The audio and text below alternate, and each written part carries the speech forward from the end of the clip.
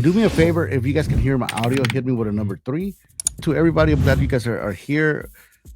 Today, man, there's going to be a lot of questions answered from my side. I'm going to give you guys my opinion, what I think, and also to I did a reaction to this Jess 808 on the channel a couple of days ago, and we have her here on the show, so it's going to be a great show. And Jess, welcome to the show. Welcome to Activate LA. I'm glad you are here. Sorry, I didn't give you a little cue, but It's all good, no problem. how you doing tonight? Good. How about yourself? I'm doing good. I'm doing good. You know what? I was kind of like a little bit tired, but right now I just got a little pumped up, so ready to roll the show. Good. Yeah. It's just 808. I just introduced you yesterday to the show. I did a couple of days ago. I did a reaction to your TikTok videos. Can you tell our viewers right now that are watching a little bit about you and what you do on your Yeah, channel sure. TikTok? Sure. My name's Jessica. I'm on TikTok, as most people probably have watched this case on more in depth. My TikTok is at Miss Jess 808, and I'm actually an on-air radio host here in Hawaii, Pop 101.9 FM. When the news broke out about Hannah, I was really intrigued by it because she was a 30-year-old female, kind of in my age bracket from Hawaii, going to LA as a solo traveler, as we thought. It just really intrigued me because, she had all these sketchy text messages. She disappeared all of a sudden. It was thought that she was trafficked and drugged, and the whole world started freaking out, more locally here in Hawaii, because here in Hawaii, we take care of our own people, right? So we become really worried. And then this eventually got into the news, internationally, even, and nationally. So it became a very big spectacle, I must say. So that's pretty much like kind of how I got into it. And I think the rest of the world got into it that way too, because it was just such a mysterious case with so many open endings, rabbit holes, that it really intrigued a lot of people to really want to research and genuinely help the family as much as they could. Yeah. But thanks for what you're doing on your channel, man. You give me a lot of information. Messed up my brain many times, but they give me clarity too. For the people that are new to the case, I know many people. You guys are not new, but just in case, or you guys maybe been following the case and you guys don't even know where to go. So, like Jess mentioned, Hannah Kobayashi was traveling from Hawaii to New York. She did a stop here in LAX, and she ended up missing her flight, so to speak, right? Because Right. they were saying that she ran, and there was a lot of speculations that she missed it. But what is one thing that on your side people ask you the most, or it's kind of like besides the text, Like something was left off? Yeah. before what people are asking, or like what are they asking now? Because Uh, there's so many variations of. geez. So this whole story has been such a huge roller coaster. I feel like a lot of us here, especially people that follow me on TikTok that I've actually created great relationships with, we all have been through such a huge roller coaster ride in this whole entire case. I feel like we've literally given every ounce of our being to this case. And so, I mean, what questions were asked before? A lot of questions were asked before because there was no answers. So you're having people wonder, like, why did she send those crazy text messages? A big part of it also was, what are those sketchy Venmo payments? Why would she have just dropped off from LA and disappeared and didn't go to New York if it was her dream bucket list destination? Why did she skip out on such a paid gig that she had been working so long and so hard for? I mean, there were so many questions in the beginning, and I think that's what intrigued a lot of us, to be like, why would she just do that? And it just kind of, the plot twisted every step of the way. Something new came out every step of the way as we were following the story. So I mean, I'm going to say, like, there's questions throughout this whole thing, and I laugh at that because literally every single time we're trying to research on one little thing, you end up in a huge rabbit hole of more questions. So there I'm gonna have to say in general, there were a ton of questions every step of the way. So My question from the beginning, when they were announcing or giving the interviews and everything, I was very confused. Is when they were saying that if you see her, do not approach her. To me that right. correct. I don't know. I don't know. For some reason, it kind of made me think like that something's Yeah. not right. They said she's not doing well. We seen her in a video, and there was it was horrible. There was needles all over the place, something like that. I'm paraphrasing, and Yeah. I have one of the videos actually. I have one of the videos that Yeah. I'm going to play where you know the aunt she's saying that she saw the video, which for what I hear, I'll go first. Yeah, so originally, before, there was no CCTV footage in the beginning of this whole case. And then soon, when they later discovered that Hannah was on the metro station and they followed her steps per se, first it was discussed that she was at Avalon Station, but she wasn't. She was at Pico Station, right? And then so finally, there's this surveillance footage of her being with an identified male on the metro. It's a huge controversial issue now that we are discovering from different statements from Hannah's Aunt Laurie, because originally, as you guys know, Aunt Laurie had mentioned that she had seen the footage. There's been multiple articles that published where she originally said that she had seen the footage of the male on the metro, and she was kind of giving off the vibes like Hannah was in possible danger. She looked unwell. It was alarming. And then later on down in the investigation and down throughout and later on in the case, then she tries to say and pulls that and tries to retract that and say, no, I never saw the metro footage. So that is a huge contradicting issue that a lot of people felt really misled from, because you create this whole hype and this whole scene, an intense scene about how dark LA is and how crazy with, being on Skid Row. And I'm not saying Skid Row is safe by all means, but I'm just saying, in the article, how she's saying my husband's phone was ripped out of my hand and people are yelling and people are, doing crack everywhere, so it's just creating this whole Yeah, scenario that LA is so dangerous, and it just really just was super misleading, from the get go.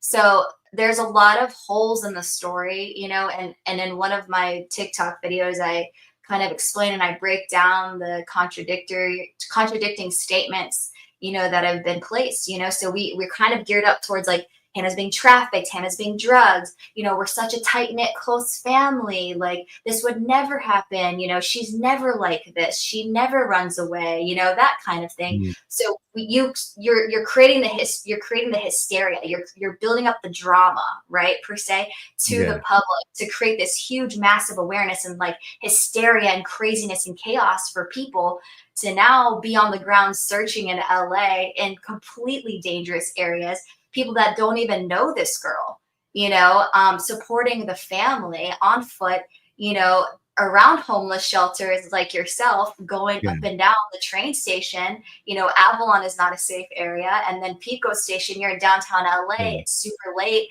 By yourself is not the safest situation either. So, so there's a lot of there's a lot of intensity, I'm gonna have to say, yeah. leading up to like what's happening. It's almost like we went to this climax of this whole thing and then we were like left without anything, if that makes sense.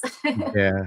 Well, one thing I was thinking, because I was thinking like whose story is this, and from who's telling it? You know what I mean? Who told the whole narrative? And it was the aunt. You know what I mean? To me, that's who did it, and to me, that's why I feel kind of like, Well, and remember though, so as you guys remember in the very beginning, Aunt Laurie is the one who was showing up on media 90% of the time. I think Sydney showed up for a few interviews on the Hawaii side of things, right? So she was showing on the Hawaii news stations because she's local here. And then you have Laurie on all of the other stations on the mainland, like nationwide, right? So you see Laurie most of the time representing on behalf of the family. So she is the one that's kind of creating this narrative per se, as you stated, and this this whole entire case. So in the very beginning, you guys remember that Laurie was actually the spokesperson on behalf of the family before the whole entire split, right? So Yeah. it's really coming out of her mouth. We're not unsure if the family had agreed for her to say these things to media or not, but it came from her, it derived from her originally. I was trying to make a connection between the the the spiritual awakening, right? The text message. Do you remember that text Yeah, message? like I just gone through a spiritual awakening. I've been, like something about like what did she say? She was just saying all these crazy things like Yeah, I've been my identity's been stolen, that kind of thing. Yeah. yeah, yeah. Yeah. So, and you mentioned something that made me think. Uh, maybe she was using all these apps, and maybe she was on some stuff, and maybe she got crossed. You know what I mean? That made me think a Yeah, lot. I'm so like, that is one of the theories that I can only really think of, like, to this day, because do you guys remember when the police had reported and said that they were gonna look into those 2 Venmo transactions? Remember the police said that they were gonna look into those transactions, but they never reported whatever happened to that. You know what I'm saying? So what my theory is, and I could totally 1,000% be wrong, but now that the facts are laid out of exactly how Hannah is, what she's like, what she's into, there's been several reports with her. And, like, obviously not to put her down. I mean, it could be a yeah, very serious issue. Um, and we shouldn't, like, judge her for this. But what if she really does have a drug problem or a substance abuse problem? Like, what if that is an issue? As her ex-boyfriend had mentioned in the article, to the coworker, I he remember was that. told Yeah, like that she had a substance abuse problem, and that what's attributed to them breaking up. So it could have been, and this is my theory, so nobody has to agree or anything like that. But yeah. my theory is that those 2 Venmo transactions, being as shady they were, I feel like it was a cover up for her getting the substances that she needed. I Mm, mean, you have to think about it. She missed her flight on the 8th. Something definitely went down on the plane. yeah. She hid in the bathroom for 6 hours. Okay. And then Oh, you that's see what they these said. 2 Oh, inside the flight. That was inside of the Lex. Yeah, she hid in the bathroom for 6 hours. Okay. So think about someone who has, and I'm not saying that she has a substance abuse issue, but she uses substances. Obviously, it's been mentioned, yeah, okay, out in the open already about it. And yeah. It's like so whether or articles. not she was like addicted or not, I can't speak to that. But if you think about someone who's going through an issue, a trauma with this whole situation, she's getting off the plane, she feels flustered, she feels stressed out, she's anxious. My perception is that after she waited in the bathroom for so long, she was out and about in LA doing things. You know what I mean? Do we see those 2 Venmo transactions? I think it's a cover up for, getting some substances, being in LA. She found a connection somehow. That is my theory, because why else are you hanging out with the guy? Okay, I get it. You're friends, you make Mhm. friends, whatever. You don't know what you're doing for the next day or so, or you're waiting for your bags, because she had to make a request for her bags at least a day or 2 prior. So she's like, okay, I'm frustrated, I'm stressed out, I'm gonna go get some stuff. Let's call it So you candy. Okay. think she made the request about the luggage before she flew, or like it was already like planned on her No, side? so I think when she landed in LAX and she realized that she missed her standby flight and she missed it. That's when she requested her bags back, because I believe in the airport it takes about a day or 2 turnaround for them to at least, transport Yeah, your bags back into the airport. So it's not like she would have gotten her bags the same day. Does that make sense? Because yeah, think yeah. about it, it's like 10 p.m. when she lands. She's not gonna go. She's waiting in the bathroom for 6 hours. Her bag's already long gone. You can't disrupt the connection of your bags right then and there. You have to wait till they get to their destination, and Yeah. then you request from the airline for the bags to come back. So that is going to be at least a day or 2 turnaround. So which is the timing of it all, right? So 8th, she lands at the 8th on the 8th, very late at night. So 9th, 10th, give it 2 days. She gets her bags finally on the 11th, right? Um, so I That think, I mean, think 11th was about it. the Monday. 11th was the Monday, right?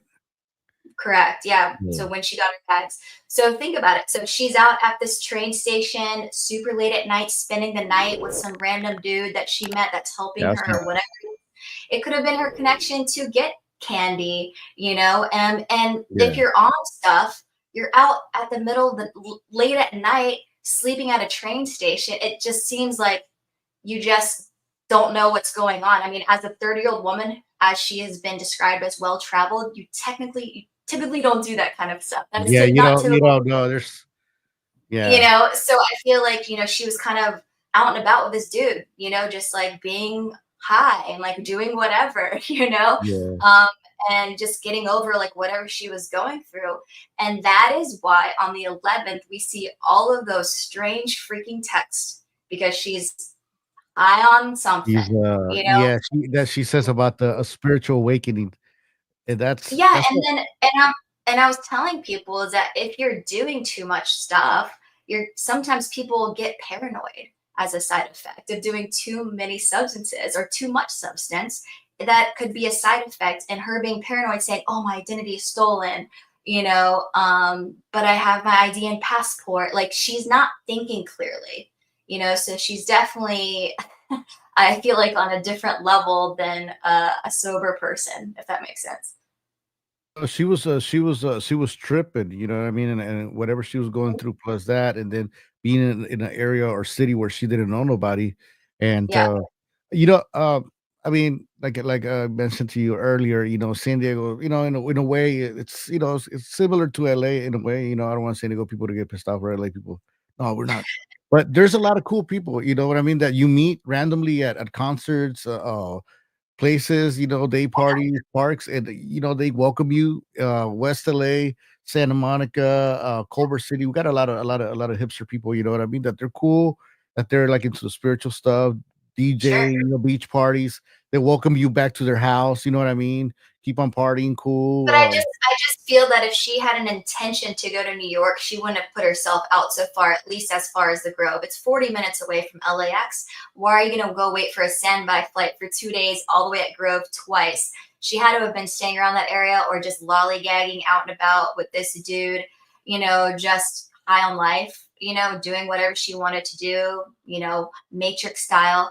I heard from a few sources, from a few people that, in that underground scene, of like kind of like the vibe she's in, that Matrix style also not only means like undercover, but it also means like taking a bunch of substances and just doing whatever, going with the flow, if Yeah, that makes kind of sense. like probably like it looks like that she's like into like psytrance and like the psychedelic kind of type of vibe. Oh, Um, yeah, totally. there's a lot. I don't wanna burn the spots, here in LA, but there's a lot of, events that happen, 3-day events, Oh, totally. Yeah. in the forest and all that. That's another thing I was gonna ask you about. What do you think but Matrix style from your point of view? Because you said that I think it depends on the context of how it's used. I think like when she said Matrix style in that text message on November 11th, sorry, is that because she says I have a safe passage like right after, Matrix style. I have a safe passage. Love you. Call you soon for the love of or for the good of all. Love you. That kind of thing. I think in that context she meant like she was going undercover. And like she had a way to get somewhere where she needed to be. Just make sure nobody worries about me because I am going off grid. I truly think that's what that means.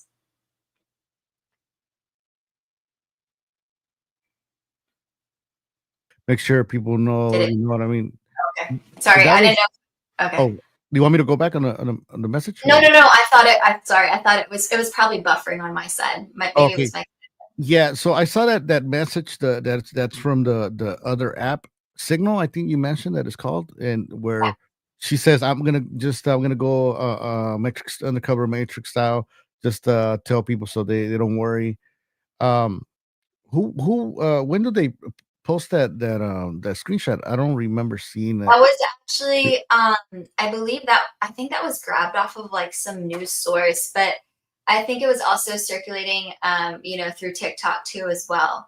So Yeah, someone must have grabbed it off some type of media or some news source at that time. Because there are a lot of text message screenshots. I think when all these screenshots of the text messages came out, um, no, like LAPD or anybody, they didn't really identify which text messages were from who.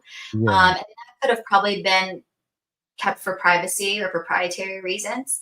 yeah. Um, But then we later on discover, like, some of the text messages we can see who it is from, but some of these, like these signal ones, are a little bit more cryptic and figuring out who they were sent to. Yeah. I have some questions right here. Destiny G, shout out to her. She says, "Why do you think her mom was so quiet from the beginning?" Oh, Destiny. Hi, Destiny. Um, Yeah. yeah, so her mom was quiet from the beginning because I believe that she knew exactly who Alan was. I had addressed this in one of my videos on TikTok. Is that Alan is the ex-boyfriend, right? um, not her ex-boyfriend? Her ex-boyfriend is a Moon. Alan is the Oh, guy that she was intended to do the green card scheme with. the husband. Uh-huh. Hmm. So what my why I think the mom was, her name is Brandy, by the way. Why I think she was so quiet from the beginning is because she knew about the whole green card scheme. If you guys remember, Lurie had mentioned in the news that Brandy had the itinerary from Hannah, had a picture of it, right? So on this picture, it was released. The itinerary photos were released to several news sources, news outlets, no matter where you were watching from. I think they were like kind of given out here and there. So we saw the first page and the third page of the itinerary. Then later on, the second page comes out. So if you're looking at the itinerary, okay, and this itinerary was released very early on. So when you're looking at it, and you have to do this kind of like investigative work, okay. So this is everybody here that's contributing to this, is that we're taking screenshots of all of these text messages and screenshots of the news videos and news clips of these, so we can dive in and see what exactly is going on. So when you take a screenshot of the itinerary and you look down at it, you basically see Alan's name all over it. Okay. You see photos with Alan here at MoMA, like, at the park, wherever it is. And then, several of my videos too. And we're just like, who is Alan? And why is Alan's name never brought up from the beginning? Why? And, why did the mom say, the ex-boyfriend is cooperating? Right. Because later on, we find out that early on, we find out that Moon was on that flight with Hannah, and they Yeah. were ex-boyfriend, ex-girlfriend. So the reason I think mom was so quiet, because she knew too much. And if she was Mm. to out the ex-boyfriend, then Alan would have been outed, because then you figure out why they both are on this flight is because of the green card scheme. You see what I'm Yeah. saying? So I think she knew. And I think it's a cover up for, and that's why she didn't participate in any interviews. Sydney was the main person. She was just kind of, I think she was in one interview I saw, but she wasn't saying much. She was just next to Sydney, and Sydney was doing majority of the talking. And so and Destiny is correct right here. And, it's a red flag, especially if you see some guy's name on your child's itinerary taking photos with, Oh, and you have no idea who Alan is. Wouldn't you confront your daughter who Alan is? And why are you going on this trip with Alan? I thought this was for a paid gig, as what your intentions were, and to see your Aunt Jordan. Weren't that your original intentions? And you have to think about it this way, guys. So when you're building out your itinerary for a trip, which many people do, if you're with a significant other or someone that you're going on this trip with, do you ask yourself this? Do you write out in your itinerary, take photos with my significant other, or take photos with this friend? No, you don't, because it's already known that you're going to take photos, right? what was It's that already, all about, though? Why do you think she did that? Like, why do I think that she wrote it out? yeah, like it Because, sent a note because to it's a list of things to do that she needed to do, like a okay. task that she needed to do. So typically we write out tasks and things to Yeah, do. But if you're going to a destination that you've never been, and you're just going to go visit and travel, like, yeah, I'm not going to go and write on the itinerary, take photos with boyfriend, take photos with boyfriend, because that's yeah, already yeah, known that you do that. So it just seems like really, contradicting to the fact that, like, Brandy didn't know about this Alan guy. She definitely did, because she would have confronted Hannah about it at the time she got the itinerary, and it would have already been revealed in the news who this guy was. You see what I'm saying? yeah, So that's why I feel like she's been so quiet, because she knew more than than was revealed, and they didn't want her to talk too, because she might accidentally reveal too much. And so, yeah, so that's why I think that strongly. And you guys, it's revealed later on, okay, now we're moving forward, mhm, and it's revealed that Brandy goes to Hannah's house, right? Finds these official immigration documents and immediately turns it over to officials, right? Remember that? Yeah, yeah, So, first of all, Hannah is a grown adult. Your parent as a grown adult can't just bombard in your place, no matter who you are yeah, to them. They can't unless they have permission from you. So, did Brandy get permission to go into Hannah's place? No, she was missing. She wasn't talking to anybody. And so even if she went into her place and she got those documents, first of all, what is the likelihood of her getting let in from the landlord or the roommate, finding those specific documents and turning it over into officials the next day? And I strongly feel is a huge cover up to the public so that the air is off of her back, the blame is off of her back. So it's like, oh, Brandy just found out when she found these immigration documents. No, she knew when she saw Alan's name, because yeah, otherwise she would have questioned who Alan was from the very beginning. You know what I'm yeah. saying? No, and I mean, here on the channel, I think we're up to we call it the Hannah X Files. We're like up to season 6, because we keep on saying this keeps going, it keeps going. When you heard the news that she was married and she was actually traveling with the ex boyfriend, the husband, and the husband's girlfriend, what came to your mind? Did it blow your mind? Were you like, what the hell? Or kind of like you Well, already kind of so knew from your side? So, all of us that are doing a lot of research, we're doing a lot of research on this case. We look in Reddit, we look everywhere. Steve Fisher has been a huge, huge contribution to this case. He literally led this case with all of the facts that he found, and he has been spot on with everything that he mentioned in all of his posts, all of his findings, and majority, like all of this credit, really was led by him, and so it attributed to him too, because a lot of the public, like, so we a lot of the people that were researching were kind of seeing in Reddit that, Hannah was married and all of this stuff, but I never wanted to put that out there because I don't like to divulge and talk about Reddit stuff, because Yeah, it's just very, like, not always factual, and it's not news source, it's not credible. So I tend to like to report things that are news based, and credible, right? So there was a lot of talk about the marriage actually quite early on, but people doubted it. People didn't know what to believe. Like, how do you know? yeah, You just heard from someone just to hear from someone. You can't really source them. Yeah. So Steve Fisher actually is one of the main guy that, like, actually bluntly said it out on one of his tweets. So from there, everything blew up and people blew up and was like, "What? She's married?" And, like, had supposedly gotten married a few weeks before she left for 2 weeks, right? mhm, two yeah, weeks. And speaking of SF Investigate, shout out to him.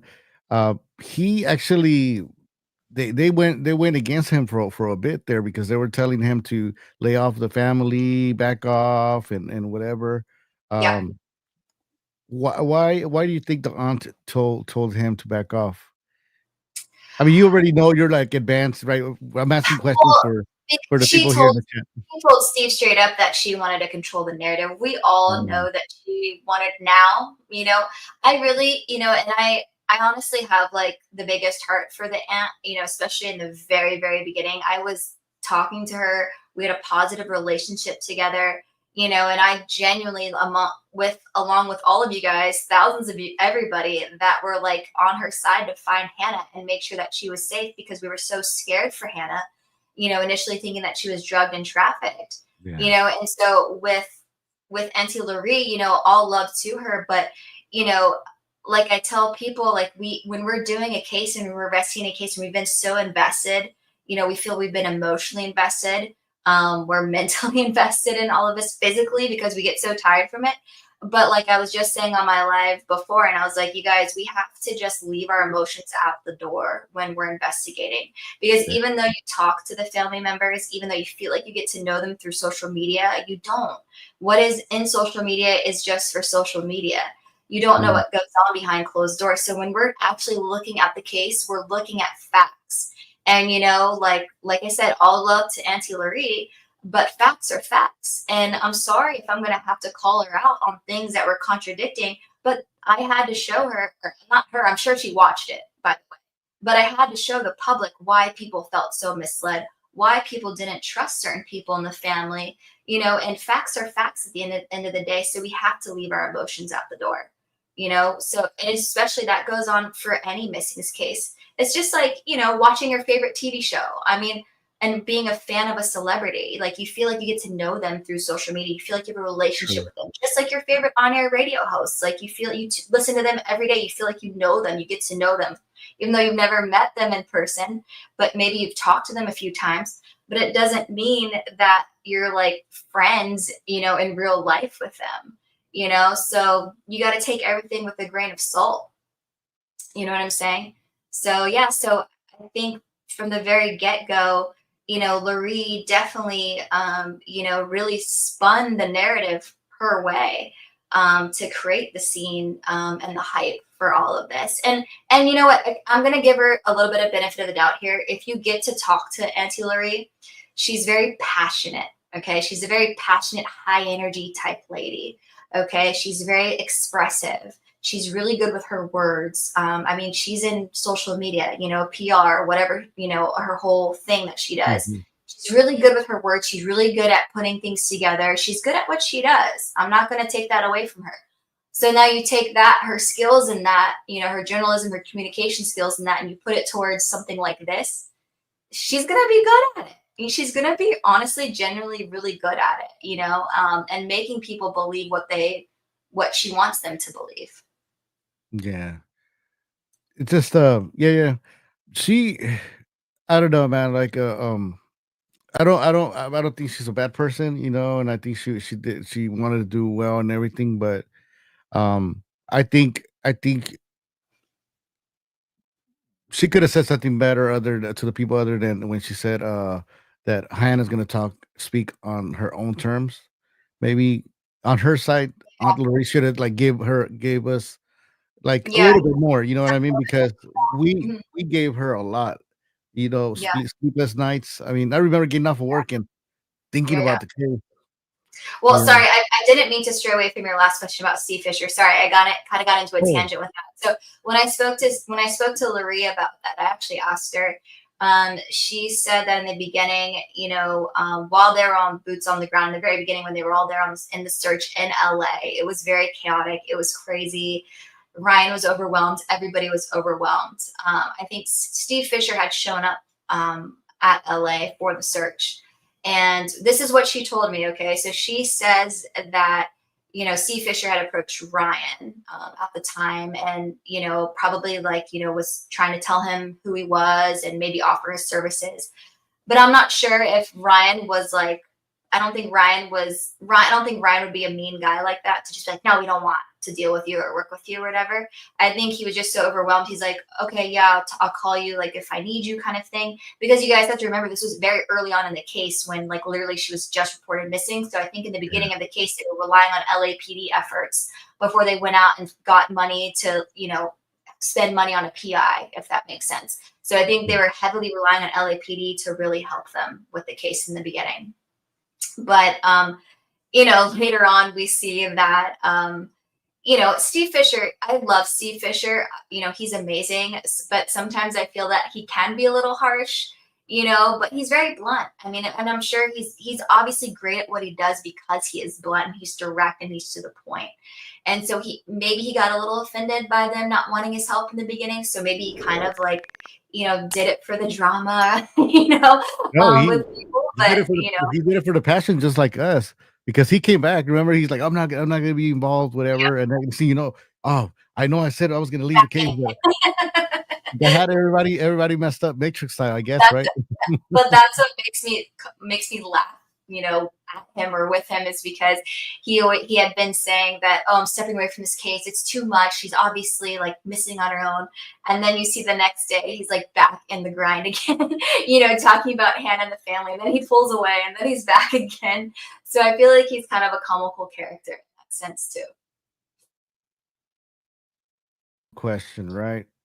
But do you think the husbands, because this is a question that people were asking me, and so I tried not to laugh in my lives, because it's a serious thing, but at the same time, back then it was more, and they asked me, do you really think Hannah was, the girlfriend was jealous of Hannah because she married the Oh, the Alan. Mariana, yeah, Mariana.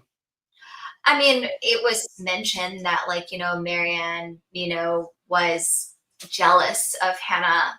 But I don't know. I mean, I don't have a credible source for that per se. That's just kind of like through the grapevine that people are saying.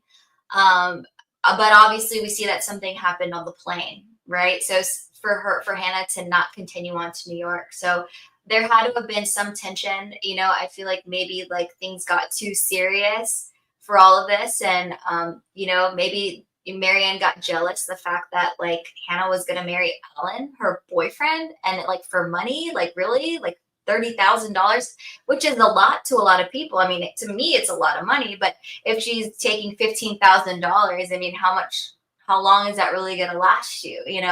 If she really took the $15,000 and then didn't pull through with the rest of the commitment, she really got away with just making $15,000. But, smart on Hannah's part, if she's really trying to scam, then how is Alan going to go back and get his $15,000 now? He can't report it to the police. What is he going to say? Yeah. So it's kind of, an end all be all to the scam when Hannah took the money and kind of ran with it. Yeah. I had kind of doubts about that marriage.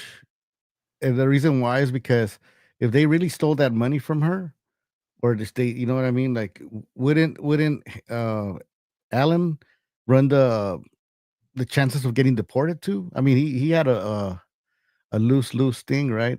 Hannah could easily turn around and be like, you know what? Hey, either you give me my money or I'm pulling the papers out. You know what I mean? Is she gonna if they get them married? Is she gonna pull the papers now? Are they gonna get divorced? I mean, I think like they could probably have gotten it nullified, if anything, Mm, with the marriage. I mean, yeah, she could have pulled out been like, oh, if you don't give me the money now, like that's maybe how she got like for the first half of the money. But I think as I was reading the UK Daily Mail article, is that she got the first half of the money originally, and then when the whole green card scheme was complete, that's when she would get the rest of the money. So yeah. So I don't know. I just think that, regardless, I don't know what Hannah's plan was intentionally with all of that. Obviously, it was to make the full $30,000, but maybe something switched in her mind last minute where she was like, screw this. I'm not going to continue the rest of this, and I want to live my own life. I don't want to be dealing with this drama, because I'm sure there was probably lots of drama. And yeah, Destiny, yeah, I forgot you make a good point that, she says, that Marianne was married to actually Moon herself, so they already had done that green card scam. And as far as how completed it was, I'm not sure, but I know that Moon, was married to like Marianne or had plans to marry Marianne. yeah. So I mean, if they got married 2 weeks before she left, also too, that's another thing, right? It I mean, it's not enough time for him to get the papers yet, though. uh I don't know. you mean, you mean the green card papers? Green card papers, right? Yeah, like it's a couple year process. It's Couple not years. easy. Yeah, I mean, it's a very intrinsic and very tedious process. So it's not like wham bam get married, we're gonna apply for this green card and it's done. No, it's very, very a long-term process. And you meet with the immigration officer, you gotta like prove that you guys are married.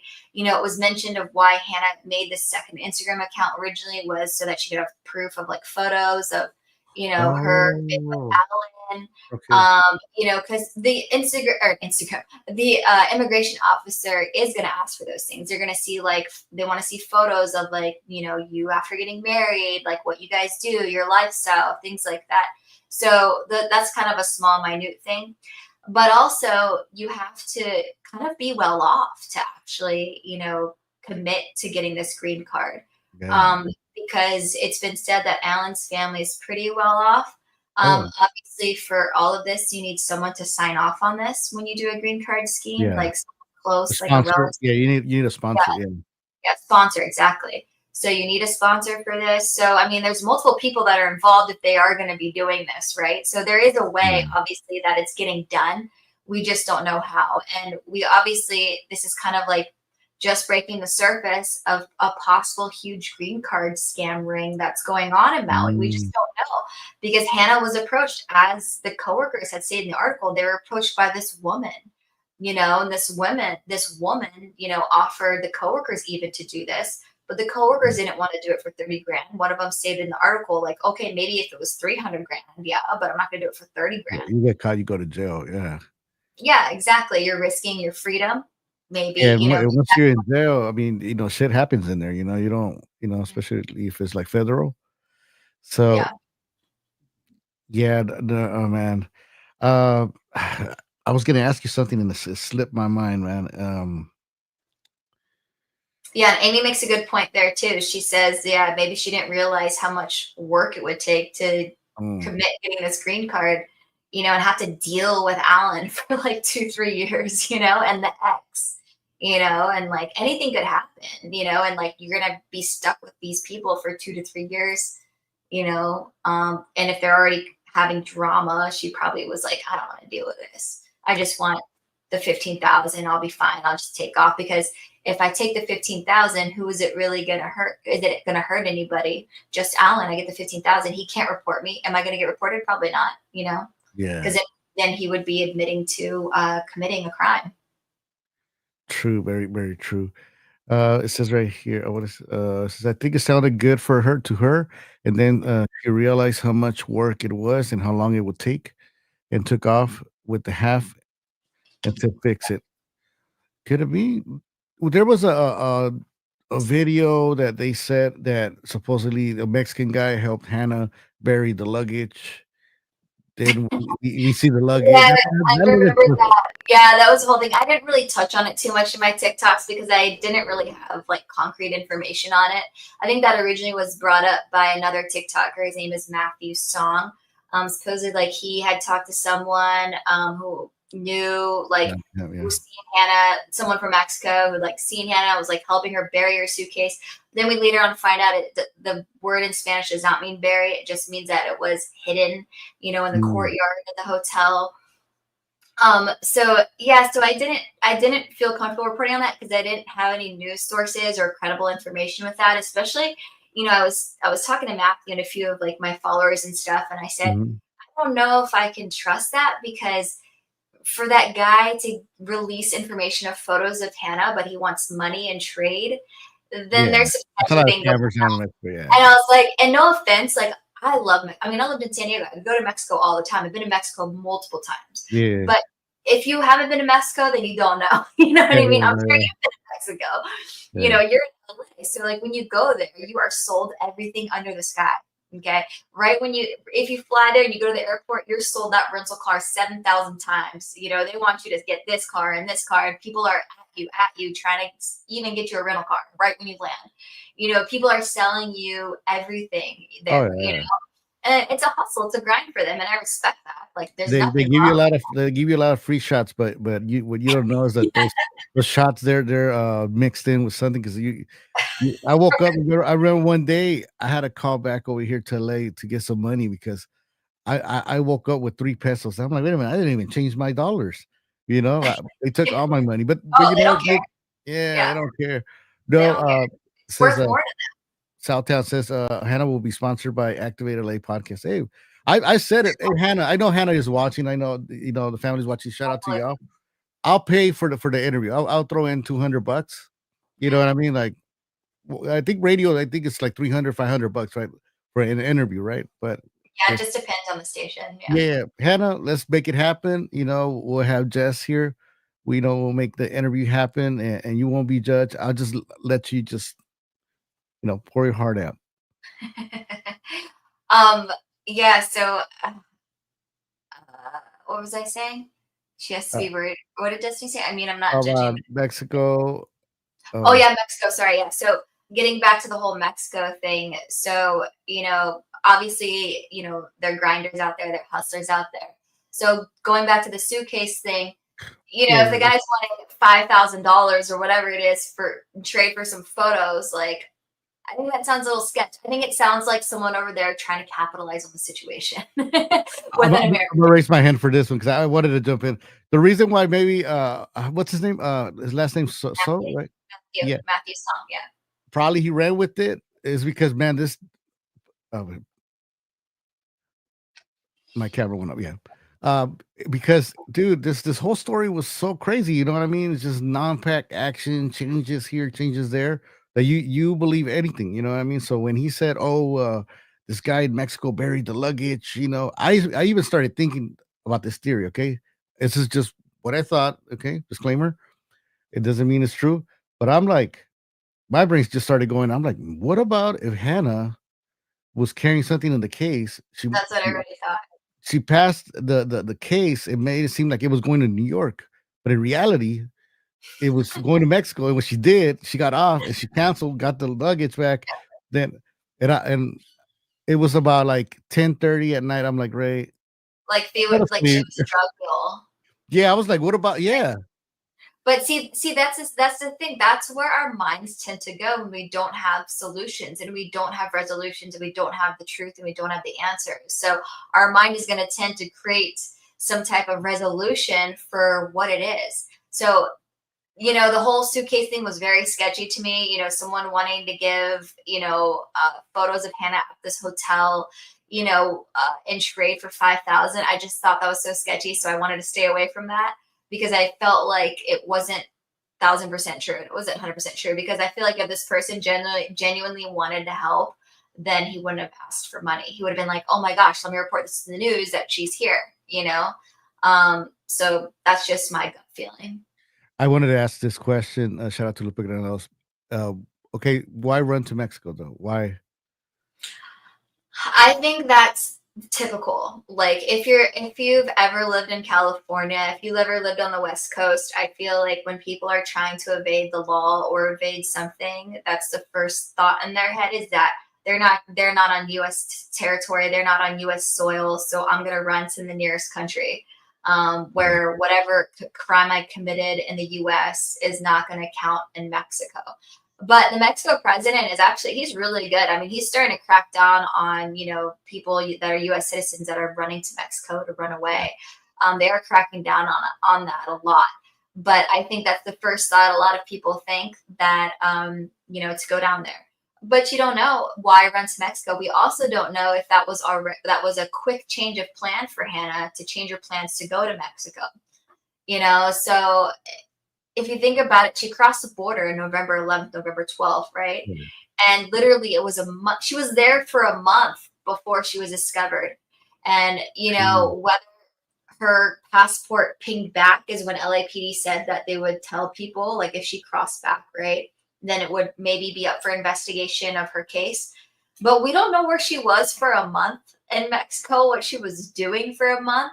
She could have very been well all over Mexico. Yeah, She could have went from Mexico to somewhere else, and not have been U.S. soil because she had her passport, right? So she could yeah. have went from U.S. to South America. Who knows? I was thinking You know, she was gonna be down in Guatemala because Guatemala they have a lot of like spiritual like events and all yeah, that. A lot of people go from here to down there to have spiritual awakenings. I thought she was in Costa Rica. I was like, but then they were saying she didn't have no money. I'm like, oh, for sure, she's at Ensenada or Cabo, like surfing because or yeah, Rosarito Papas with and beer. but the two locations that Steve told Larry were both in, I believe, in Rosarito, where a lot of expats are, right? Because his brother, his relative, or someone, runs those down there, or he had a connection somehow. So he knew of Hannah's location through that. But one of the biggest questions I still have in my head is that you can't just show, I feel like you just can't show up to these places and just be like, okay, check me in, I'm here. I feel like you need a reservation for these places. Especially, I think one of them is called like Galvitos or something like that. I feel strongly that you need a reservation. Someone that a reporter that I spoke with from LA, she told me that, she's in the same place and it was so strict. It's an Airbnb type place. You have to have a reservation. You have to have like this document printed out before you can even check in. They absolutely make it mandatory that you need this document to be in this place. They have surveillance. It's like gated, so it's very like high security. So she's also like, okay, so how did she even get in? you know. So I really feel that, like she needed a reservation. You can't just show up somewhere unless you had already planned for this to happen.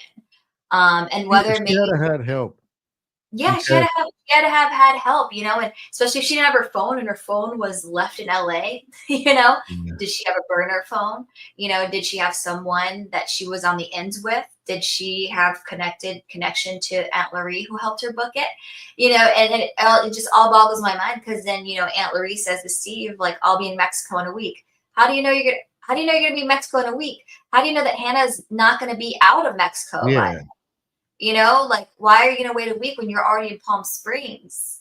You should have just, why aren't you going that day, or the next day to Mexico? yeah, So there's a lot of questions there. It's just like, okay, so did Lori help her book a place?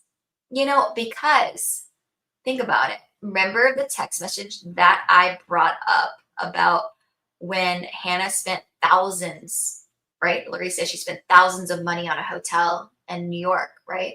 Remember that? That she had this bucket list for, okay? And then I showed a text message that Aunt Lori personally sent me because she was trying to prove how much she talks to Hannah, which I don't doubt that.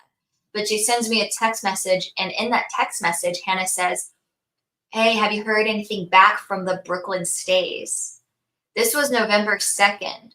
And I'm sure Lori may have some connections because, they're from New York. They're in New York. They're from New yeah. York, or Aunt Jordan is, whatever. But it's like, why are you going to ask Aunt Lori about Brooklyn Stays November 2nd, 6 days before you're about to fly out? If you're spending thousands, guys, come on, think logically. If you're going to Yeah. spend thousands of dollars in a hotel, you damn well have that book. Sorry, I don't know if I can cuss in here, but Yeah, know, yeah. dang well that you would have had that booked very early on.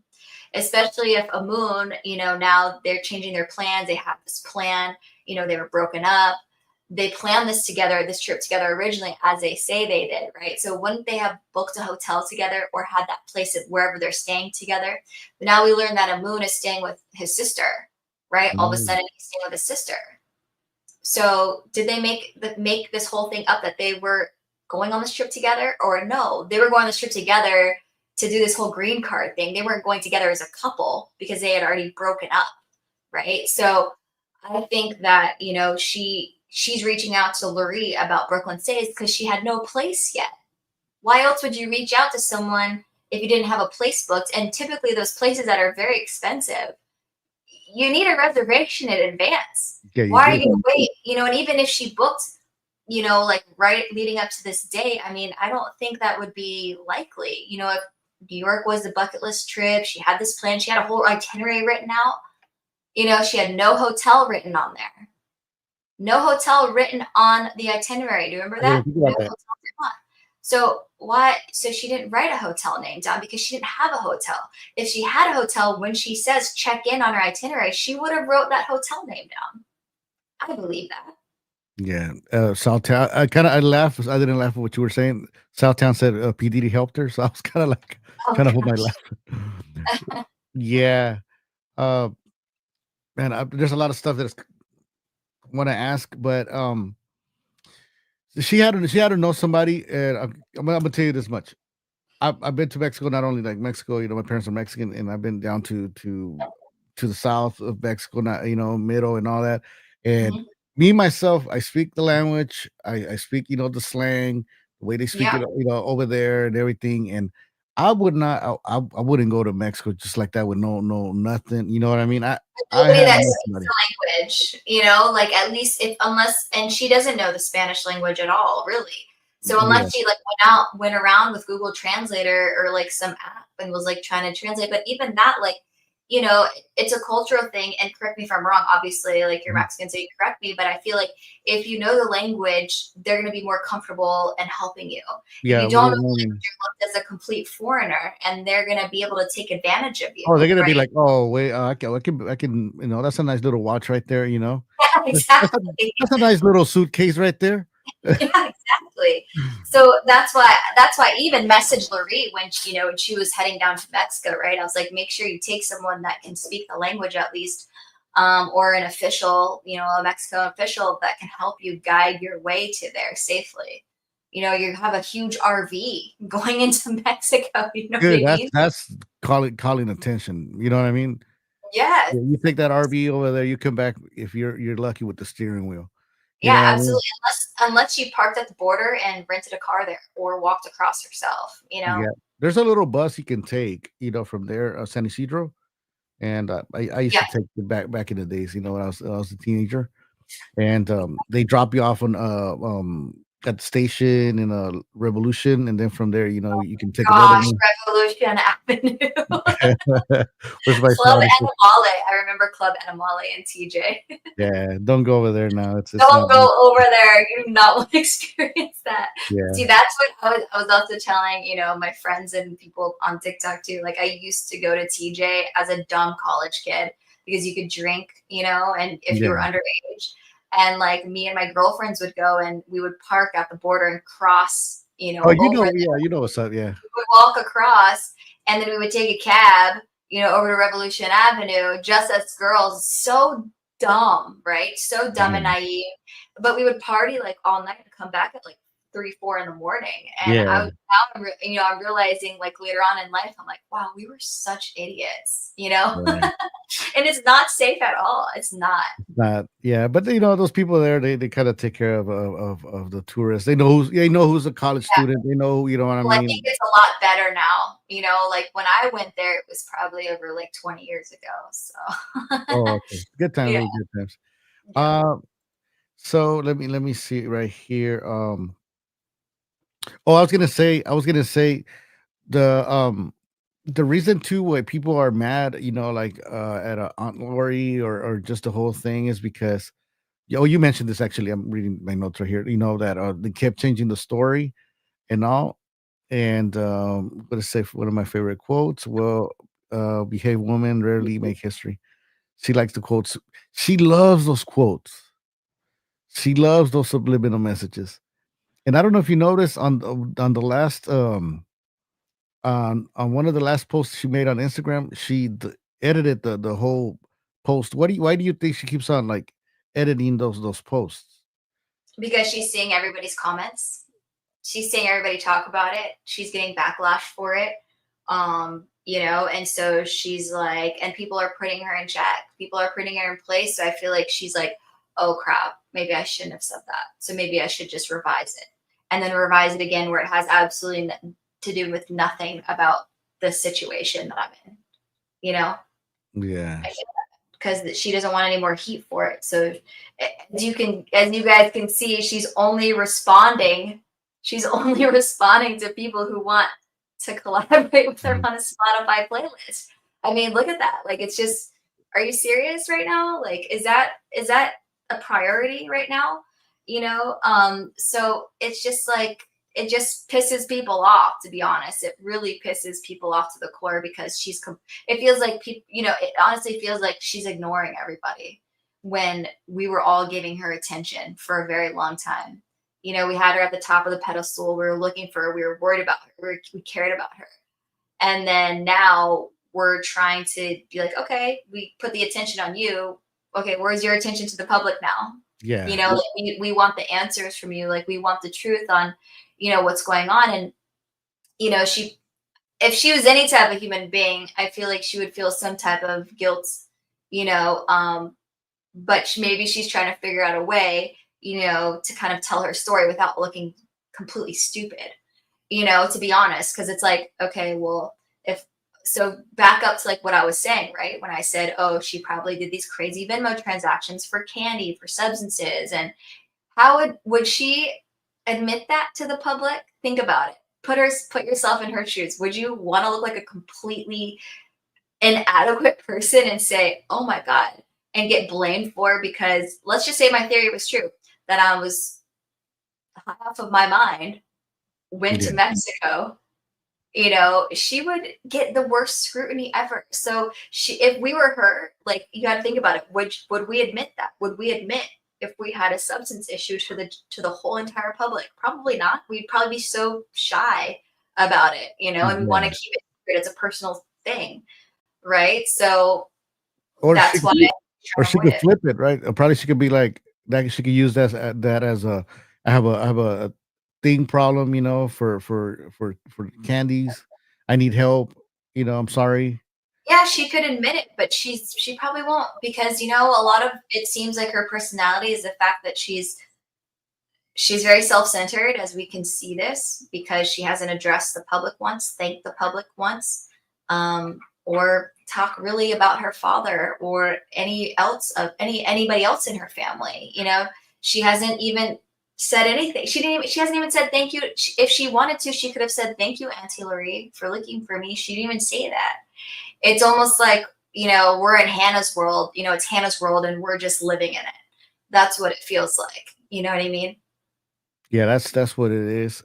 And also too, I think Aunt Lorraine needs to give an apology, to the guy that she was accusing, the Metro guy. Yeah, 'Cause I absolutely. I heard I heard some people were looking for him, man. Oh I yeah, like grew up absolutely. locally, I'm in LA and I'm like, if they would dude, they would have kicked this guy's ass just not only Yeah, because, and I but think just that's why because. they kept it. That's why he wants to probably keep his identity, confidential, especially in the beginning, because he was completely, innocent. He was an innocent person that was probably just trying to help Hannah because Hannah was probably lost. She's not really familiar with LA. So he was just showing her around or showing her how to get from place to place. And, obviously it just became a whole issue at one point with the whole race thing, Yeah. so it just is just kind of like grabbing things that makes, the general public very, triggered by it all. That's another reason why I think Aunt Lori needs to apologize to, says, she went around showing the social media. How does she know if she didn't see the footage? Well, she said she didn't see the footage. She didn't see the footage, but in the beginning, she said that she saw, the footage. That came out in the news that she was showing the picture of the dude, the individual, the Yeah, I feel like I've read that somewhere too. Like someone was was a saying that she picture. was going to like the coffee shop or something nearby and showing the photo of the guy. Or Steve Fisher had said like she was showing the social media picture of the guy, that they thought it Yeah, was. And, I guess looking for answers or whatever, So yeah, that was kind of weird and unclear to me too. Like that was just interesting on how all of that came about. yeah, that was yeah. But I'm glad she's found. I'm glad the guy, nothing happened to him. I went to the terminal to the Union Station Greyhound, and it looks really nice. But also too, I mean, you do feel a vibe. And I was thinking before I heard the news because I went on the same day that they announced that Hannah it was confirmed that she crossed the border. Mhm. So a couple of hours before that, I was at the Union Station, All and right. and and some security guards, I seen them laughing, and I was like, "Oh, probably they're looking at their phones and stuff." But now I Yeah. know why they were laughing because they were looking at my, I was gonna say my ass, but at myself, and probably they knew that, she was already, like, long gone in Mexico, you know? Yeah. Yeah, and, I was gonna approach them and ask, but I was like, "You know what? It's getting late." Hopped on the freeway, on the 110 freeway, and then, somebody sent me a message saying, "Hey, they're about to give an announcement." I'm like, "Announcement for what?" I went online, and the news was so big that I will open my feed and videos of the cops are gonna, and I was so upset, I'm like, "I'm over here," Yeah. just like, And you along with hundreds of other people that were there, like totally, oh people gosh, went like, I can't even imagine all the energy that so many people put into this, like literally thousands and thousands of hours, like yourself at the bus stations, interviewing the bus drivers, people at the metro station. You have thousands of people, like, not thousands, but hundreds of people, maybe thousands, looking at CCTV footage constantly, every day, 24/7 a day, that was looking for Hannah, at Skid Row, at MacArthur Park, at Venice Beach, and it's overwhelming, like how many people actually like really helped. And, a lot of people, and I want to say this too, because it's almost kind of hurtful to the point where a lot of people are like telling to the people who've actually spent thousands and thousands of hours on this and worked really hard and were on the streets looking. you can't really tell people that have been very involved like this, like, hey, just move on from it. You should have just let Hannah go, or like, she left at her own will, just leave her alone. Because that's kind of an unfair statement to the people that have actually done so much research, like literally created anxiety in people where they couldn't sleep at night. Me and another TikToker, Melissa, had conversations at length about this case many, many times, many hours spent talking about it. And we're researching up Mm. at 2, 3 in the morning. I'm in Hawaii time, so I'm behind hours, and Melissa's on the East Coast, right? So she's ahead of Right, me. So right. it's just like we're back and forth talking about it. All of, followers who are in here, we're all talking about it. People are sending me links, research notes every single day.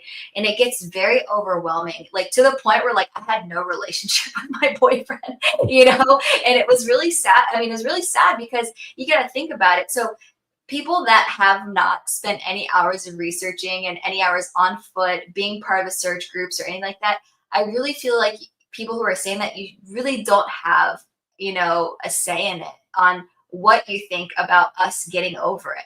Because we now, people that have been very involved, do feel like we deserve some type of explanation, especially the people that have donated money, to this cause for the search to find Hannah and make sure she's safe.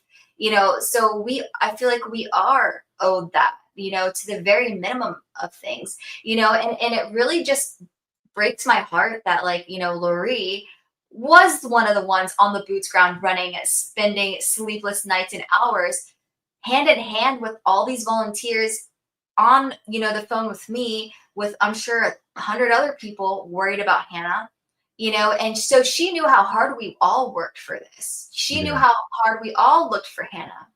So why can't Lori, how much hard, even though Hannah wasn't on the ground, obviously, but Lori knew how hard we worked. Lori knew how many hours everybody put in. So it is your responsibility now to thank the volunteers. Yeah, she did thank publicly on the news in the very beginning, but what about now after the fact that you found Hannah? It almost seems like she's spiteful towards people, and she's blocked me. She's blocked hundreds of people, I'm gonna have to say, that once supported her and that were supporting her, and Me that, too. yeah, she blocked you for no Yeah. reason. You never even talked to I her. never went on TikTok. I'm like, dude, all I did was watch your live stream, comment. And she blocked so many people on Instagram or on TikTok, and it's just like, okay, so like, why are you now like to do us a favor back? Like, how come you're not providing us the information we need? Because why now? Because you have Hannah and you know the answers, so now you don't want to tell us the answers, so you're protecting Hannah. But what about the thousands of people that that had your back, and all of a sudden you turn your back away, against thousands of people that had your back? That's really heartbreaking, and it's upsetting. It's unfortunate the way like she's acting in this sense, and she's going probably through all, my comments, on my TikToks, and when I released that video of the, discrepancies and the misleading to the public video, she Which probably went. one? What did you talk about there in that video? That's the one where I talked about like the different things that she had said, like the family was Oh, close, and then no, and then like all these things come out where they're not as close, and then the guy on the metro, and all those discrepancies yeah, that yeah. she kind of had brought up. So she probably saw the video and was probably like, upset by it, and saw everybody who commented on there, and then deleted or blocked everybody on there. And some people were even blocked that weren't even following her. Mm. So it's just like, obviously she was probably going in there and, you know, having a block party, you know. The block party. So yeah. Yeah, no, I mean, Look at all these people, look at all these people that are blocked on here. Look. yeah, right there. Yeah, it's a block party. So I opened the panel. If you guys, we got a 20 more minutes. Are you okay with 20 more minutes? Yeah. And shout out to Melissa. Yeah, I seen some of her TikToks too. Maybe Yeah. in the future, if she's free, we can do a live stream together and Yeah. do another panel.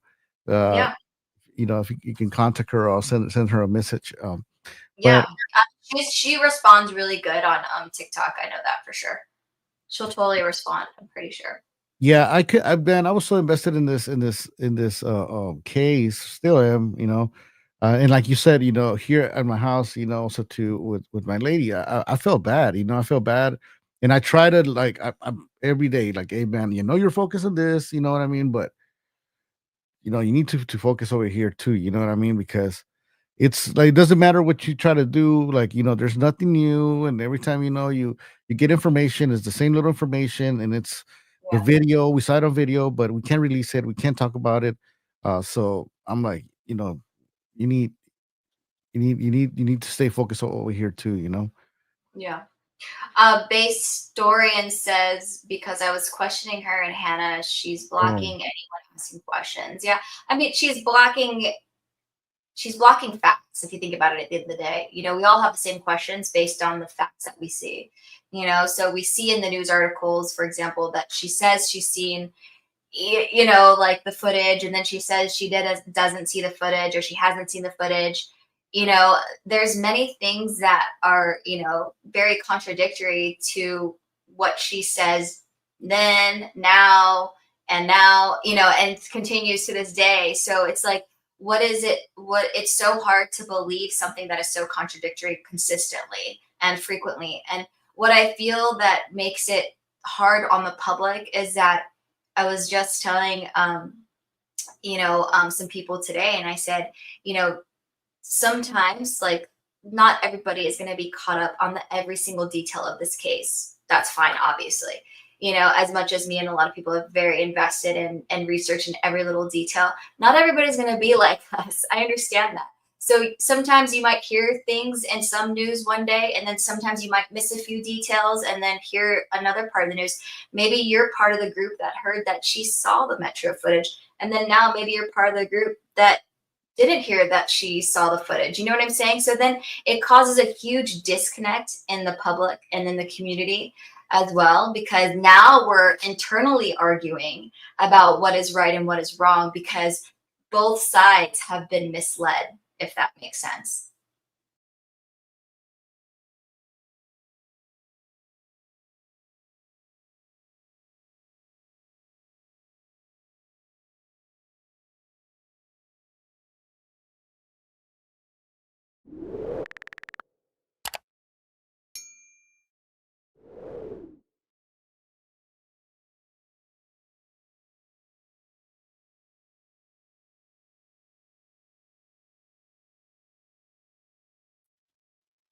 Oh, I don't know what's going on. Sorry. But yeah, yeah, she's missing. But if you see her, don't approach her. Yeah, that was in the very beginning. When basically portraying the fact that Hannah was in an alarmed state, and she was not well, things like that, which made the public feel like she could be with someone that's very dangerous, right? So, um, I'm gonna read through this. I don't know what happened to him. Oh, okay. And maybe he's trying to play a news clip.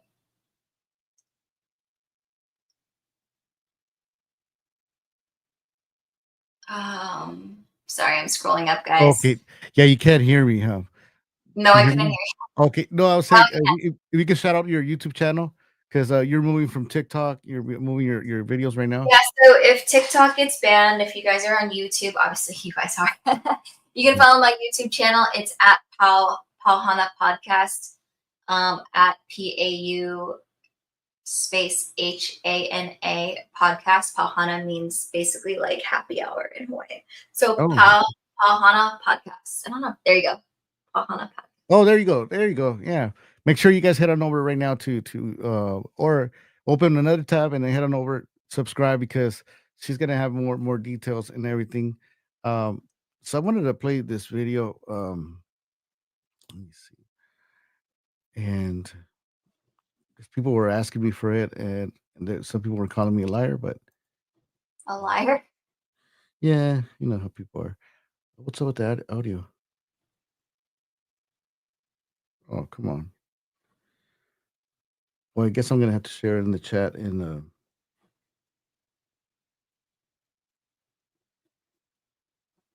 that sucks. Is it not? I can't hear it. Yeah. Let me see.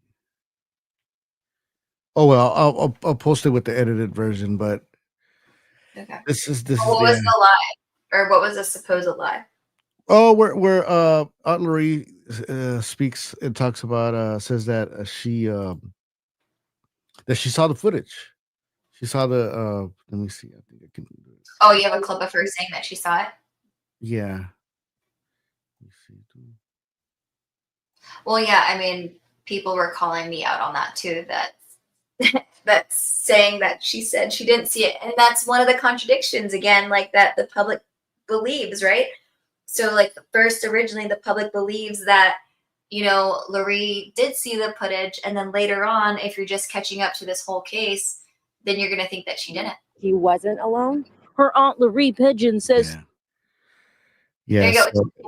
Can you hear it? No. Okay, hold on. I'm using a different program today, so okay.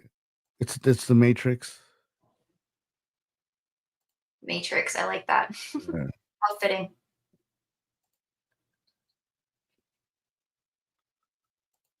She just blocked the audio too. Huh? Someone Through says their she just. own investigation, the family obtained surveillance video of Hannah at the Pico Metro station near the crypto arena last Monday evening, and Lori says it appears Hannah was with someone. They don't have the surveillance video, but the family says the LAPD is aware of their findings. What we saw, it wasn't normal. So We're I'm worried gonna do about a abduction. very We're deep worried about dive, trafficking. and Hannah flew from Maui to LAX Friday, November 8th. This is a picture of Hannah deboarding her American Airlines flight at LAX. She was supposed to get on a connecting flight to New York City, but missed that flight. I live in New York, and she was supposed to come visit me. It was a trip her aunt Jordan Montalvo says Hannah was excited about. When she missed her flight, Hannah's family says she tried to get on a standby flight to New York, but wasn't able to. She stayed at the airport Friday to Saturday and then left the airport to go sightseeing at the Grove. She was actually, oh, I don't know what happened there, but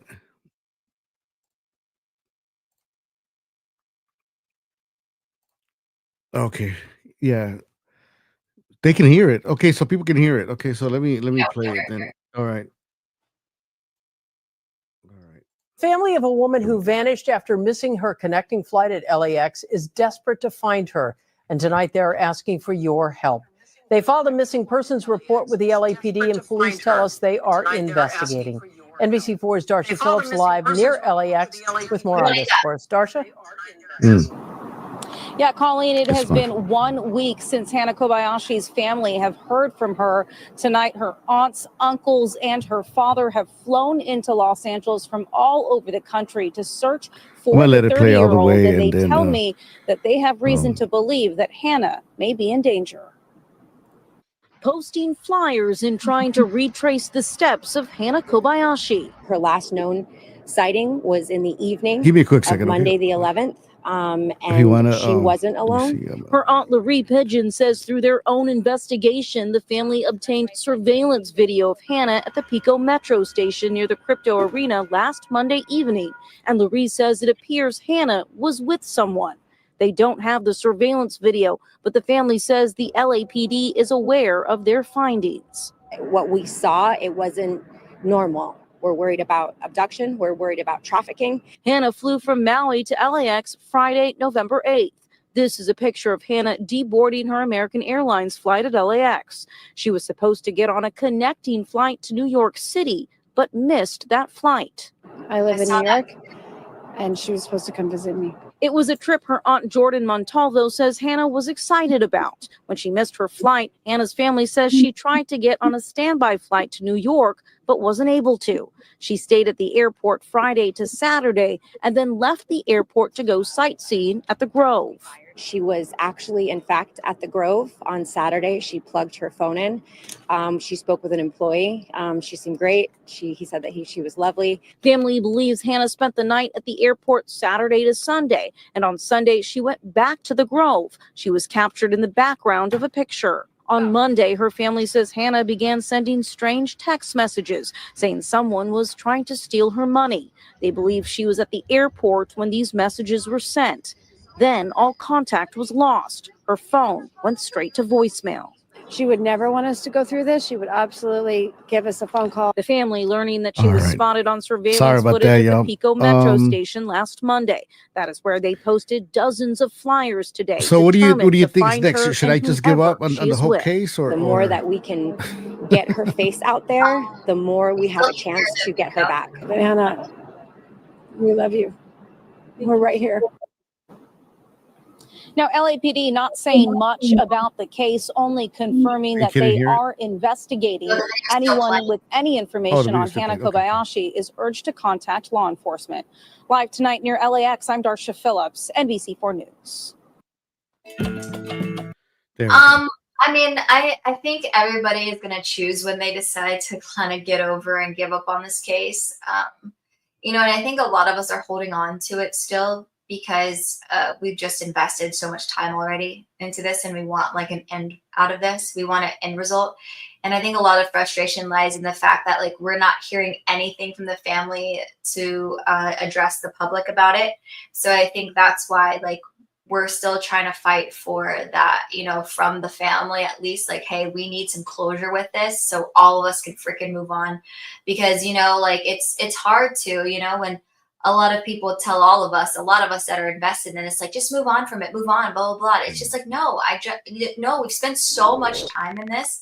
Like we're invested until we get our answers. We're going to fight for our answers. And if we are already fighting to look for someone and we have that heart that we care so much, then we also have that same fighting heart where we're going to care for an answer. And we are expecting an answer as well, you know, because we are responsible citizens. We are responsible humans. We are genuine people who want a genuine answer. And that's all we're asking for, you know, at the end of the day. And it's really sad, you know, to see that, you know, with the father, you know, passing away. I think that is like the most heartbreaking thing that could have come out of this, completely come out of this. You know, and I don't, you know, a lot of people ask me like, why do you think he did it? Why do you think he did it? And it's really hard to say, you know, because you're not him. We're not him. We don't know what he was going through. We didn't walk his footsteps, you know, but all I can say is that, you know, local people here in Oahu that know him and knew of him, you know, really thought highly of him as a great father, a great family man, a very hard worker. You know, there's someone that commented on one of our local Hawaii Instagrams, like, I would have never imagined him doing this. You know, I used to work on his house and I would ask him like, hey, like, what do you plan on doing with your house in the future? And, you know, Ryan would say, I plan on passing my house down to my kids, you know, and he was there for his kids. He was there for, you know, I believe Sydney and Hannah, even though Hannah and Ryan had an estranged relationship. We're not sure exactly the full details on that, but I know at the end of the day, he was a loving father. And even though him being estranged, he still showed up for her at the end of the day and he still came through. There are a lot of missing cases where if the dad is estranged, the dad doesn't even look for the kid because they are that estranged, you know? So there's a dimension there and a dynamic there that we don't know exactly the details, but I know for a fact that if you're putting yourself out there, you know, putting yourself out there for your daughter, you know, and you're not sleeping for countless days, you're not eating right, you know, you're not thinking right, you know, and you have to think about it, that you have to think about this too, like, because he was estranged from, you know, Hannah and that side of the family, he probably didn't find out about any of this green card scam until he got there in LA, you know. So think about that as a dad, finding out that your daughter is doing this whole scam thing, getting married behind your back without even knowing, okay? Putting all that stress onto yourself on top of not eating, not sleeping, not thinking right because you're not having the energy or sleep. One could only imagine how much of a toll that like seriously takes on someone, right? And so I was talking about this earlier, like, so in like, you know, our culture here, like, you know, Asian culture in general, you know, you finding out about your daughter doing this whole scam thing, you know, and maybe some scam stuff with everything. I know that Ryan, as a person, did not want to accept any money from the GoFundMe. He felt too shame to do that. You know, in our culture here, in Asian culture, you feel shame when you're going to ask for donations and then your daughter is in a scheme. how would he feel coming back to Hawaii to face his family and face the people here and face the public here that he knows? Hawaii is very small. It's not big. People talk constantly, and people know someone through someone. It's very a tight knit it's like a tight knit community. Right? So having the Asian culture of feeling shame and losing face is probably what he was dealt with. Thinking of, how am I going to face my family when I get home? Knowing the fact that my daughter did all of this behind my back, and now they've got this GoFundMe raising money. When he was searching, he was spending stuff out of his pocket. He wasn't taking stuff from the GoFundMe. He is not the best technologically literate person. So with GoFundMe, you've got to create an account and all this stuff. That's why Larry was helping in the beginning, because he wasn't adaptable to know how to do that stuff. And GoFundMe wanted him to create like a specific type of account he didn't have. So it's like, and he's going through all this chaos of looking for his daughter. That was his main goal, was just to find Hannah. So it's like, I don't want to deal with all this. You guys handle it. I'm just trying to look for my daughter. So that's what I can speak to on Ryan's behalf. If knowing the things that I know, I feel that he probably felt really shame. He probably felt a bit of guilt because, as a father, maybe, he put a little bit of guilt on himself that I should have been around my daughter more so I could have freaking put her in check, with all this stuff. And then maybe he got mad at the fact like Brandy and, them, like, you guys knew about this and you let this happen, so there's a huge dynamic, and that's why probably Auntie Laurie has said that's why their family has been broken for a very long time, because of all this. And we don't know the reason why, Ryan was estranged from Hannah, but knowing Hannah, if she has a substance abuse problem, and nothing against that. I mean, people deal with that on a daily basis. Okay. It's not like we should look down at that. It's not what I'm trying to say, is that, she was into this, her lifestyle was very different. She was living in a bungalow on someone's property. So maybe her father didn't agree with that type of lifestyle for her. You see what I'm saying? So that could be why, he's like, okay, well, I'm done, trying to parent you. I'm so frustrated. You're not going to listen to me, and that's maybe what contributed to part of them having a broken relationship, and as a father, you feel so sad that your daughter is doing all of that and being the way she is and not listening. Probably this was the first time for him to see, everything what was going on in Hannah's life, right? Like you said, the partying, the drugs, everything. Uh, there's the whole drama now going on, and I saw that screenshot where Ryan says that, what I mean, that he doesn't want to have anything to do with the money, the GoFundMe, and then they transfer it to the wife and the daughters, but their Aunt Laurie's having troubles with Sydney. What is going on there? The whole GoFundMe thing. Yeah. Or you mean when they were kind of battling their text messages or whatever? Oh, she did have, something to do with it. That one's a little tricky. Okay, so what I think what happened is that obviously Larry on TikTok is obviously saying I have nothing to do with GoFundMe money. Go ask that side of the family what they're doing with the money. I have no idea. I have to think that's obviously truthful, because as we see on GoFundMe, the beneficiary is Brandy, Yee, and Sydney. We all know that. I'm not sure exactly what Sydney's point was in putting that on her TikTok, saying, oh, you're saying, Larry, that you didn't have anything to do with it, because she showed that Jared reached out to Ryan and Larry. I think originally, Ryan and Larry, probably created it because they were the first ones there in LA. Sydney came later, for a day, right? So, and I think it just got so chaotic, and they needed funds there on the ground. It was said that the search teams needed the funds there, and whoever was there could actually personally give them the funds, right, to deal with the search. So because Brandy wasn't there, I'm not sure why they made Brandy the official person on the GoFundMe, or the beneficiary. But Sydney was the administrator on the GoFundMe page, right? So at the end of the day, it's kind of confusing, because it's well, Sydney, at the end of the day, you and your mom are pretty much the beneficiaries on this. And also, if you guys remember in the very beginning, they were trying to avoid the GoFundMe because of the fees. So they were trying to ask for donations through Venmo, and so a lot of people got pissed off too, is because the GoFundMe was still active, kind of like already when Hannah was known to be safe and found, right? So it was still ongoing. A lot of people are pissed because, Sydney was saying, okay, well, if you want the refund, then request it by December 18th. Like Sydney had made up this date, like a week, people had a week to request a refund, right? But, with GoFundMe, they say that you can have up to like a year to request your refund.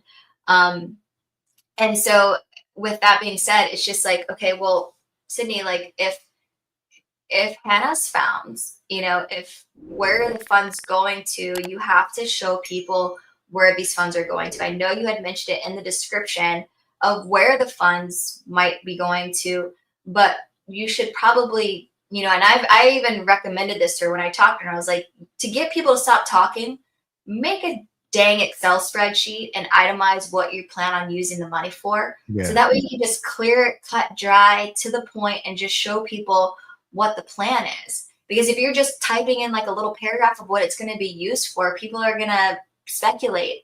Yeah. Now the fact that your father's passed, yes, there was a second GoFundMe, with the fiance. I think that was created by the niece of Ryan, and for Ryan's funeral. And that was shut down. But then Hannah's was still open. And then Sydney had changed description that was also going to be now used towards Ryan's funeral expenses. So, yeah. They shout out to Destiny G. I remember this. They posted that Destiny copy pasted or the family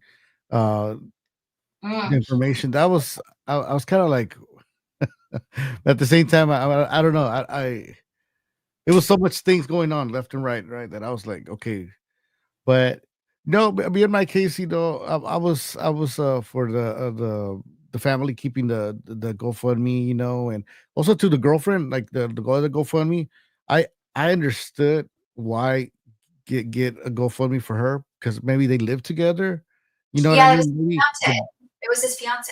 The fiance, yeah, there you go. I'm sorry about that. So I saw it from the point of view of like, maybe, well, now, she's gonna have to live on her own. Maybe she's gonna have to move out the place, or deposits. I don't know. Well, how much. It's not a double income anymore. Right. If they're kind of living together and they're like building a future together, if they're gonna get married together, it's it's solo income now. It's like, maybe put that money towards her, instead, so that she can live or move a little bit of an easier life, getting through this, right? Because you got to think about all the bills. Ryan worked, so it's like his salary counted toward that household. So you got bills, and Hawaii is very expensive. Mortgage, electricity, utilities are just astronomical here. So I really strongly believe that the GoFundMe should help Lee at the end of the day, because she's the one that's dealing with the loss. If it's going to go to anybody. Right. If there are any funds left, who knows what happens? Who knows when everything was withdrawn? Who knows where it went to? We don't know, or at least like if they're not going to use it, because I feel like that Lee, knowing how Ryan is, I just don't feel that Lee would feel comfortable accepting the money from Sydney's GoFundMe, because there's just too much mojo on it now. It's just so much around that I feel like she would feel ashamed to take that money. And that she wouldn't use that money, because she feels like, oh, there's been so many talks about it. Then people are going to say that I'm the greedy one, things like that, or like I'm the one that, wanted it. So if the money isn't going to be used for anything, it honestly should be used towards other people that actually need it, that are missing, families that have, that aren't, financially well off, that could use it to find their family member. Something good needs to come out of it, right? But we don't know. We have no idea. And a lot of people are like, this is what I didn't understand, is like, why do you have to wait for people to request a refund? Why don't you just refund everybody? Yeah. It's probably easier to do that through your GoFundMe rep and just be like, what, can you just refund everybody? Because obviously my sister, we thought she was missing, but I guess she's not. She just was in Mexico. So, but you got to think about it, because everybody that's donating is giving like anywhere from $5 to $20 to $50. And that could be a small increment to them. So they're like, oh, I don't want to deal with the trouble of having to request and put in this request, so people are just going to be like, whatever, forget it, so the likelihood of people requesting for a refund is a lot less likely, so I think she should have just refunded everything at the end of the day, after everything's said and done, at least put the money towards where it needed to go, to the search team, whatever, whatever was used for that stuff, for lawyer, whatever it was, and just use the rest for something else, Shout out to Tiana. She said, "Thank you guys for doing this." Thank you to Jess, for, wanting to accepting the invitation because, thanks to Jess. We're doing tonight's episode. I was gonna live stream today, but I still wanted to give you guys, a little bit more about the story. Yeah, I think they should have, besides the money, and they should have used this opportunity to raise awareness for other cases. Other missing women that, you know what I mean? This could have been like, even Hannah could do that right now. Right now, she could be like, "Hey, you know what? I'm coming out. This happened. I'm gonna make something good out of this, that happened, and all the awareness that I brought to myself in my case. I'm gonna bring awareness to people that are, in my position, or people that could actually need the help, right? Yeah, and now she's growing a platform, of people, and people sometimes are just weird, like it's just like, they're just like, oh, I'm so inspired by you, like on her page, and it's just it's so weird to me, like. There's just some weird, like, I don't know, fetish maybe people have. I don't know. They're shooting a shot. You know what I mean? They're like, well, let me know. She might want to get lost. When she travels over here. And and also another point is that a lot of people are like, well, can't GoFundMe just investigate in this and just like return the money? I guarantee GoFundMe will not investigate this because you know why? GoFundMe gets a cut off of this. Remember, it's a reason for these donations. So they take funds out of this, so they're not going to fight it because it's money for them. It's money talks at the end of the day. Yeah. Go where the money goes, right? Yeah. Oh, Destiny says, just remember I requested my refund from Venmo from Sydney and Hannah, and they rejected me. Yes, because Destiny had donated originally. Oh, by the way, we missed Destiny's comment. She had the search team had Destiny go search at Planet Fitness like in the middle of the night and didn't even care about her well-being. No, she had Destiny go search it. Shout out to Destiny. Destiny, yes. Let us know if you actually went through with that. I think you did though. Yeah. So like, some people donate on Venmo, right? So how are people getting that back? Because Destiny, I think she donated on Venmo and she requested for her money back, but she never got it back. Didn't the rat movement paid for the not ceremony? I'm sorry. Ryan? Yeah, I don't know what they paid for Ryan, but I know that they had they said that they donated some of the hotel and 2 flights or something like that. Yeah. Well, they're saying that they can still probably make a GoFundMe refund them because they still have a whole year. That's what I heard, that people can still. Yeah, you're supposed to have a full year with GoFundMe. Yeah. So I mean, to me, I mentioned in the live streams. I don't like mentioning, but I like but I have to mention that I donated. The reason why I have to mention is because I get people coming at my inbox saying that if I didn't give no money or nothing, or didn't get involved, I shouldn't talk about it. So I guess what I mean. You got to bring out your receipts and show. Yeah. So and this to me, I make it a point too, and at the end of the day, it's just if people donated to GoFundMe, that was their choice, right? Because it's their own money that they worked for. Why should we have a say on how people spend their money or put their money towards? And if those people are very misled and feel deceived, then they can request the refund. That's totally fine. But we shouldn't judge other people for donating, because a lot of people didn't know what, they really genuinely thought and tried to help the family, thinking that Hannah was truly in danger. And, the family was searching hardcore, so, oh yeah, Destiny says that she went to MacArthur Park as well. Oh, damn. She says yes to both places and asked Erin if she was sure we needed to go, and she said yes. So I don't know. Are you familiar with who Erin is? I've seen her. Was she She's got like a the red hair. friend? A friend? Was she a Yeah. friend? She was a relative or something. I don't No, know. no, no. So her name was Infinite Erin. Her name is Infinite Erin on TikTok. She Mhm. originally was like posting videos about Hannah when she first went missing. She had claimed that she knew Hannah like 12 years ago. Obviously, they lost touch. They didn't keep in touch or like hang out since then. But Erin actually, I believe, was on the ground on the boots in LA, like searching. And she also was heading the Facebook search groups. So she was literally kind of very like aggressively trying to find Hannah, but it was kind of weird. Like the Facebook search groups got kind of weird. Okay. Mm. And I'm just gonna throw that out there. I know everybody worked really hard and really, really hard, but the dynamics of the Facebook search groups just got very like tyrant slash like petty slash just very drama to me. You know, because I was in it, I was in the Facebook search group, you know, and so like this reporter, Michelle McPhee, she releases an article that there has been a confirmed sighting of Hannah at Venice Beach, Yeah. and confirmed CCTV footage from the V Hotel. Okay, and so I was like, what? So this was like I was looking From at this article and had been from Los published for Angeles something, right? Los Angeles News or LA Mag. LA Mag. Yeah, yeah. And so this article had been published for like 4 hours or something like that. So I went ahead and then like I posted this on my TikTok. Okay. And I was, you know, telling my followers, oh my gosh, like let's look through the footage, stuff like that, because the V Hotel has a CCTV camera that's that's open to the public to watch. So many of my followers were so nice and like they were like digging into this footage.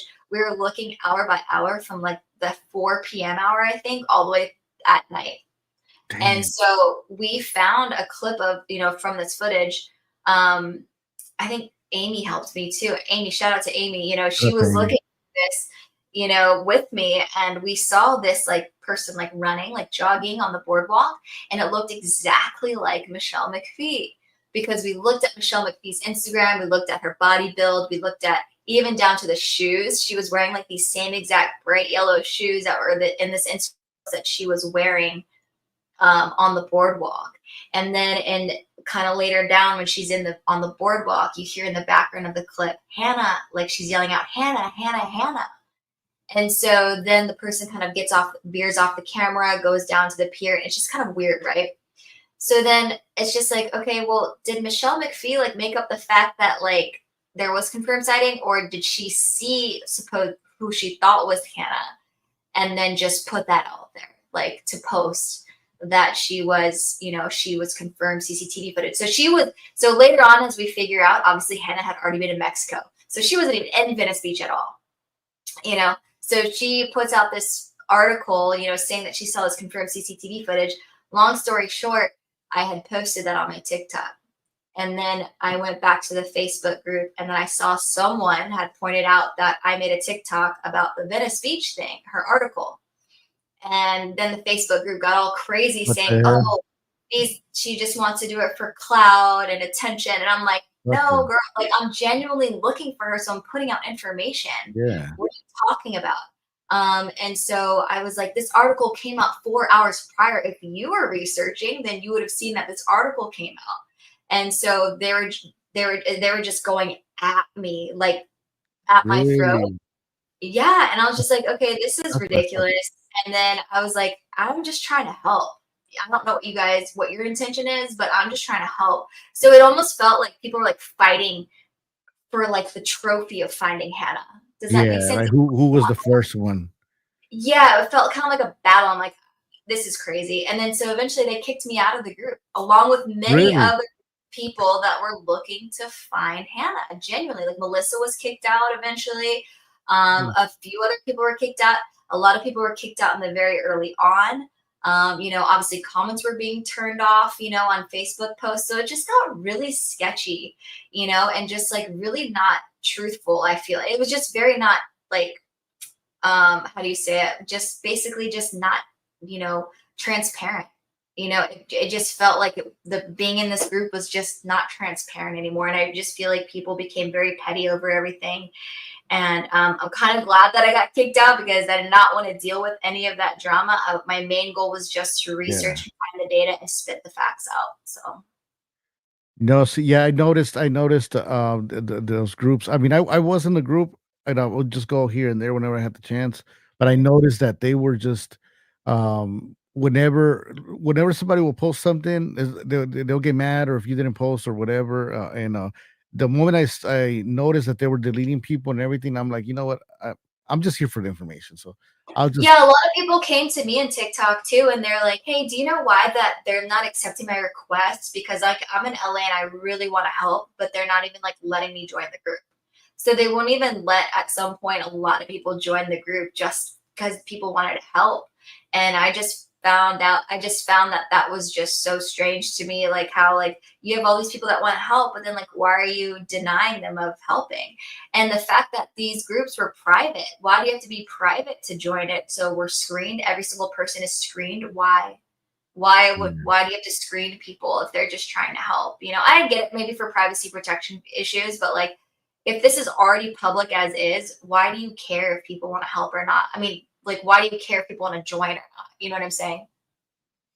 Yeah, no, Kiala makes a good point. Yeah. If yeah, it didn't go with the narrative, you were out. Yep. you were out. Yeah, there were like about 5 or 6 messages that they didn't. Well, all the messages that I posted, they didn't accept them. So I was kind of like, that was the part also too, where I was like, why am I even in this group? But at the same time, like, Oh, and I messaged somebody. I made a post. I think I was like, "Hey, you guys are not posting my videos." And I'm like, I went here, and he's like, "Oh, why don't you join the crew, boots on the ground?" And I didn't say nothing because in my mind I was like, I'm doing this out of my own little time. Whenever I get the chance, I get yeah. off the freeway and go here, go there. But um, then afterwards, there was other 2 groups that they opened where they were like a little bit more open minded and you know, Yeah. Yep. Exactly. I just thought it was just really like shady in the beginning, and I just find it really kind of crazy how, in the very beginning, especially with Aunt Marie, like we're just all trying to help her. And then now it's just so crazy to me how things that tables have turned and it's like, she's blocking me who tried helping her, connect her with Steve Fisher and everybody else who was helping her. And now all of a sudden you're just blocking everybody that's trying to help you. And, why, like for what reason, and I'm just like trying to think of things because it's like, criminals, right? And I'm not comparing her to, not saying she's a criminal or comparing her to a criminal by any means, but I'm just saying people run from the truth, people hide from the truth, people try to like, deter themselves away from the truth by just pretending that it's not there, pretending like the issue is not there.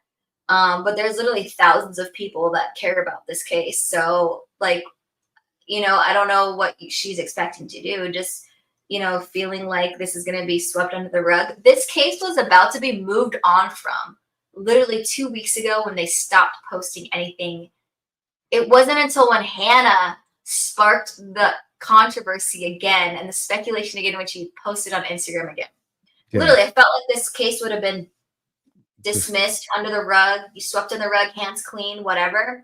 And we're all just like never going to get an answer. But it wasn't until Hannah, she could have posted whatever, but no, she posted stuff about the situation. She posted about taking the guilt for her dad. She posted about, her humanity. Where's the humanity?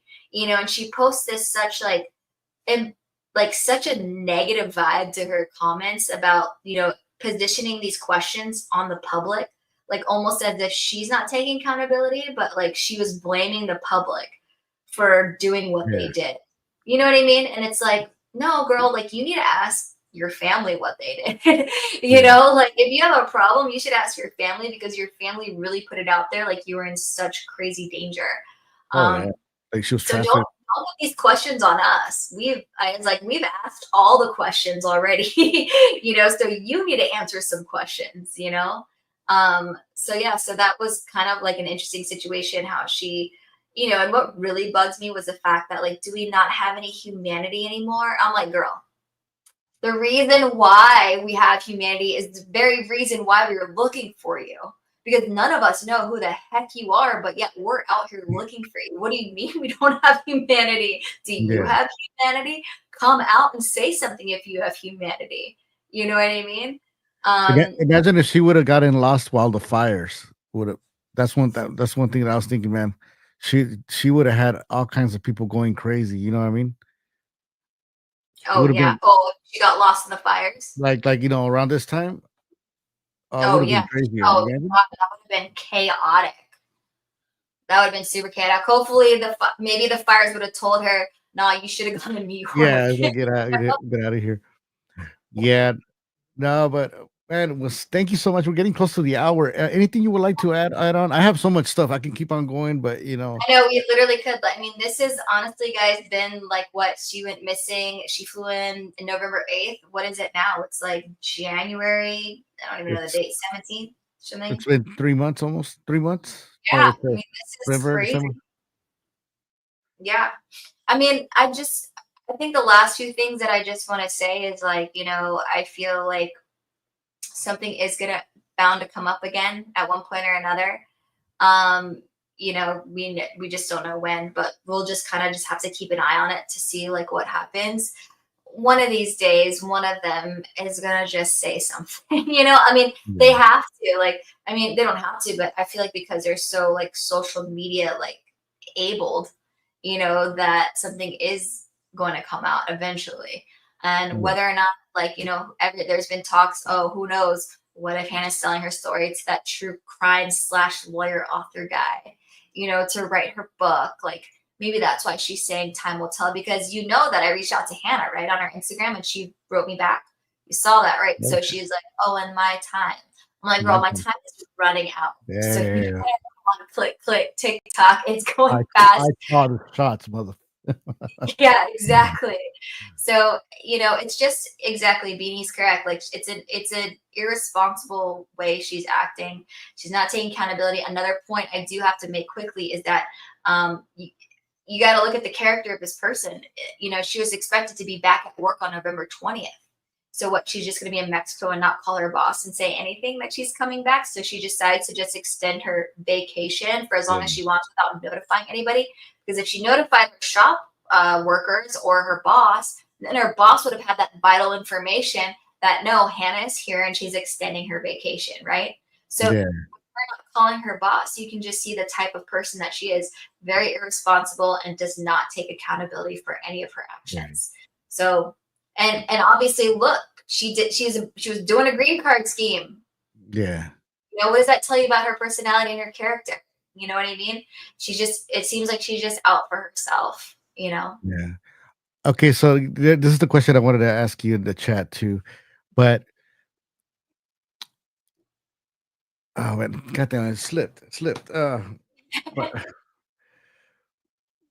what was I gonna say? Oh man.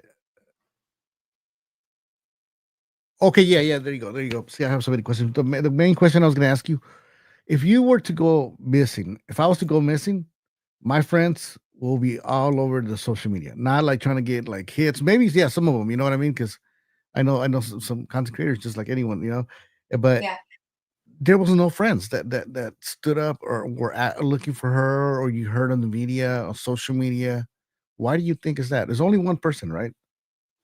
Like, One girl. why did none of her friends like come up? Because they probably didn't know what was going on. Like, they probably knew about the green card, like, as you know, like even her coworker knew about the green card thing, but I don't think like I don't know. Maybe this is kind of like a behavior a thing that they're used to. Because they say that she's done this before, right? Maybe she just doesn't have close friends because of the way she is. Oh. Like, when I think Lori was asking like her friends to send in videos. Remember when the kind of the reels of like there's only two, right? There's only two. So you're saying you only have two friends?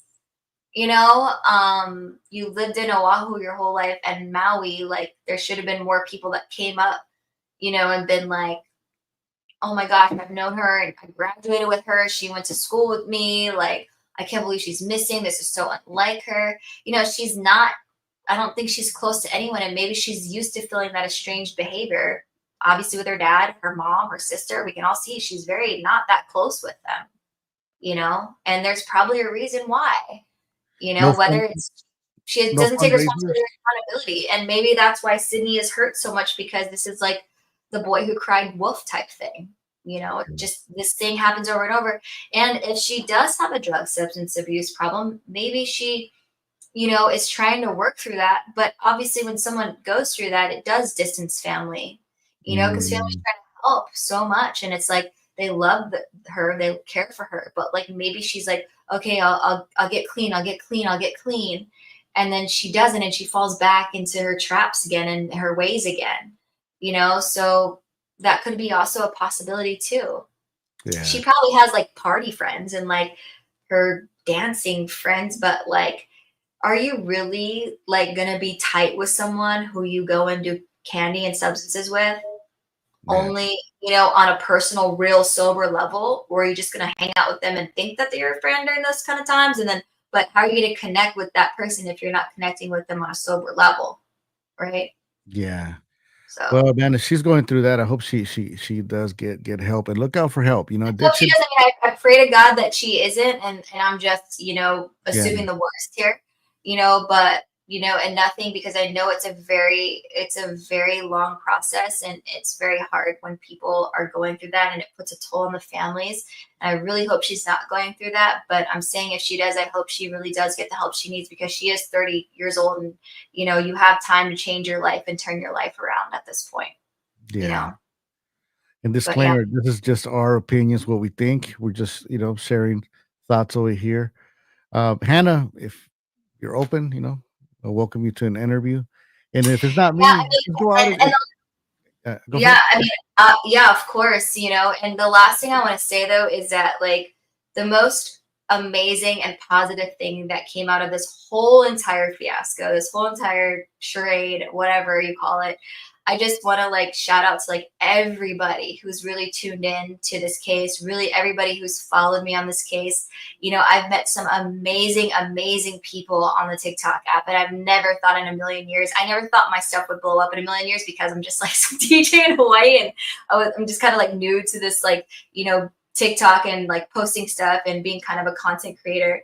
But I just want to, I'm just so amazed and overwhelmed by the love that this community has, because I want to say that this community has to be one of the best communities to be with, because you already know that their heart is great, because they're looking for people who are missing, who they don't even know. You have people that are tirelessly working to look for someone that they don't even know.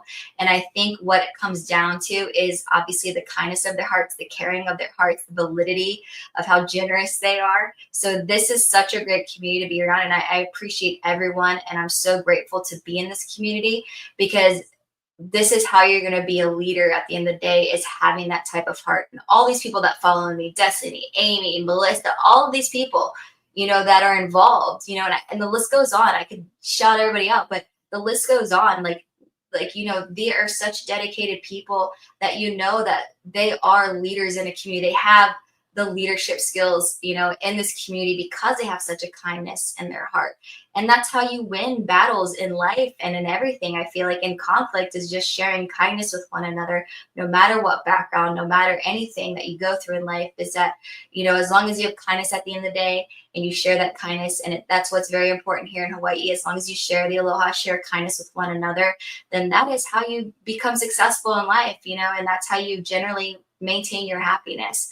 So, I mean, I want to thank every single person on here that has dedicated their time, putting in hours of work with articles, sending me things, waking me up at 3 in the morning with stuff.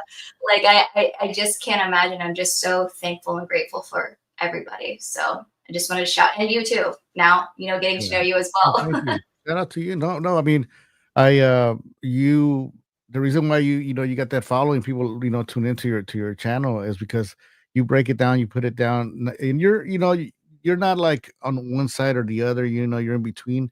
And then when it's time to call it out, you call it out, the way it is. You question, and you do it also to in a very respectful way, but also to you don't let it slip or slide by, Right. and It's people it's want gotta that.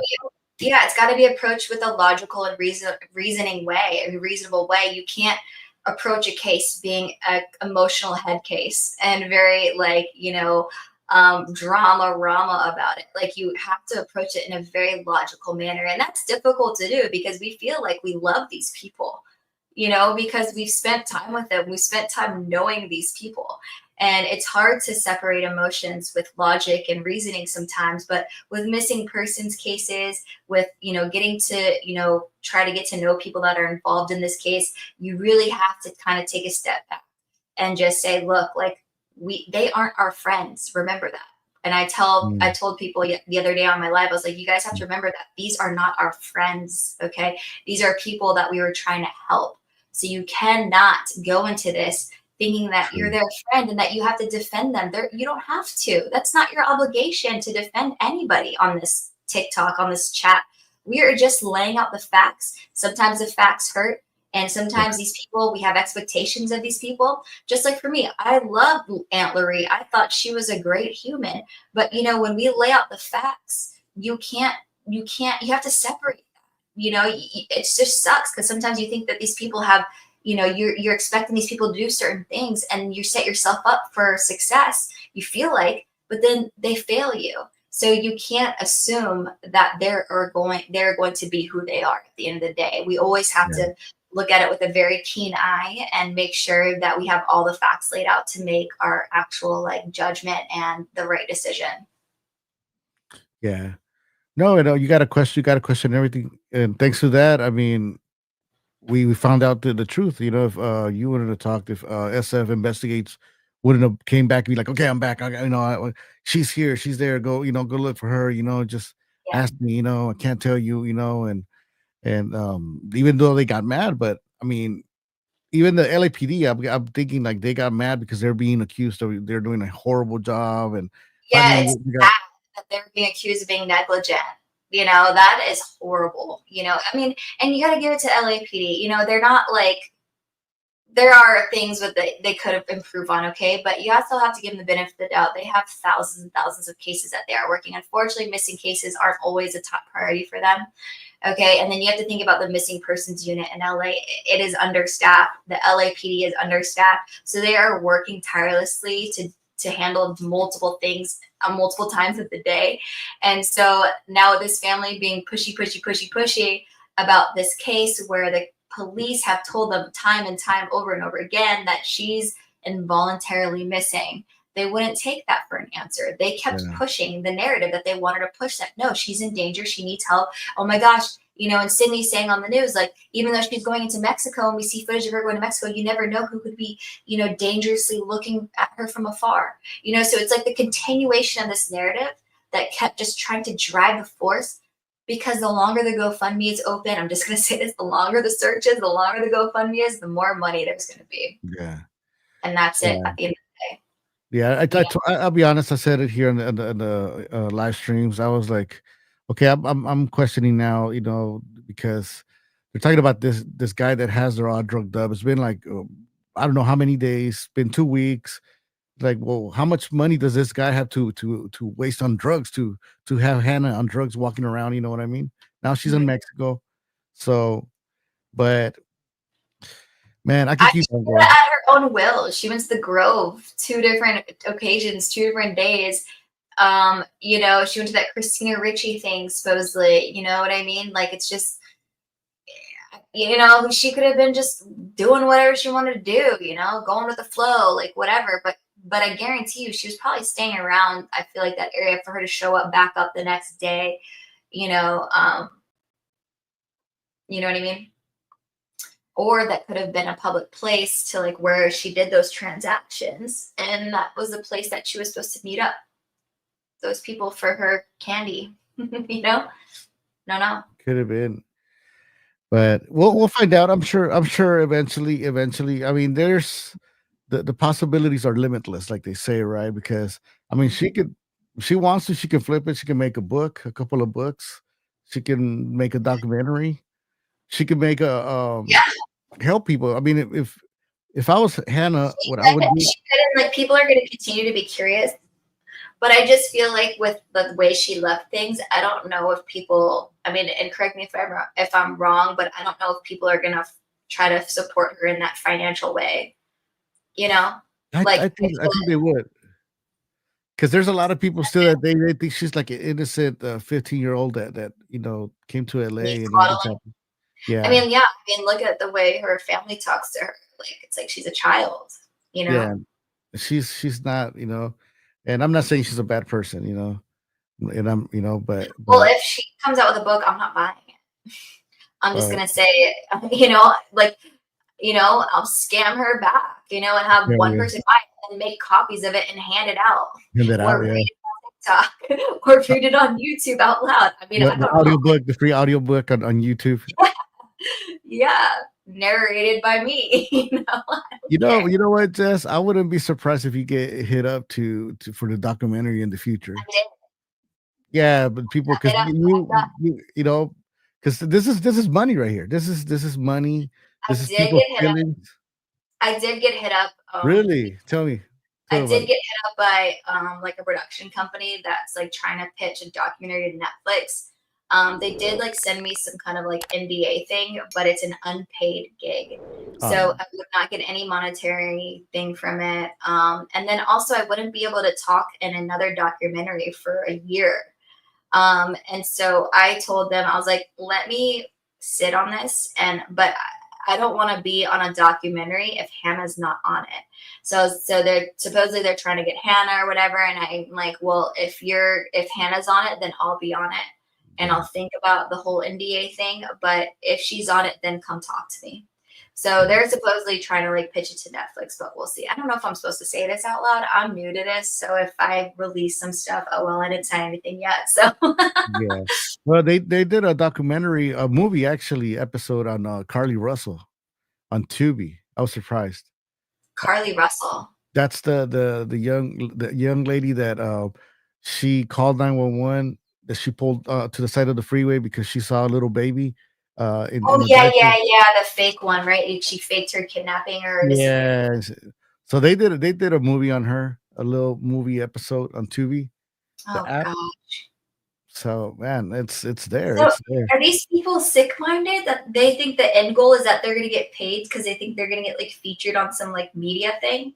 Like they say, they do everything for clout, Oh my god, Clout's it's an ridiculous. evil drug, yeah. They're We just know honest people these days. yeah, people do crazy stuff, just for well, you remember a couple of years, people were taking video of themselves in airplanes licking the toilet, eating pots and all that stuff. What? You don't remember that? Yeah, that was yeah.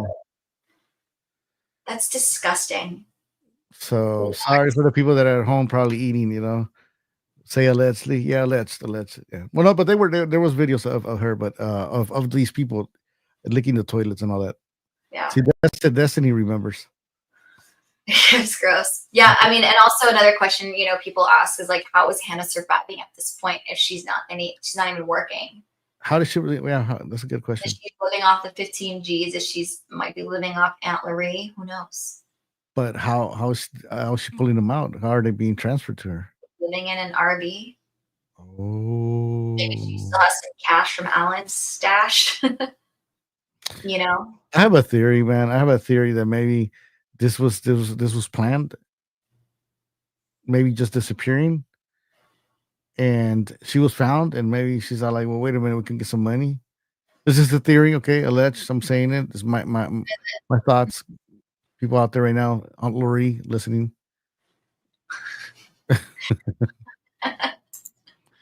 But nah, shout out to her. I hope everything comes about, but we need an answer. We need an answer, and We definitely need an I'll be answer. And happy. I think her actions of blocking everybody doesn't prove anything. I think her actions of blocking people just make her look more suspicious. Because if you have nothing to hide, if you're really genuinely telling the truth, then, why don't you just say it? You know what I mean?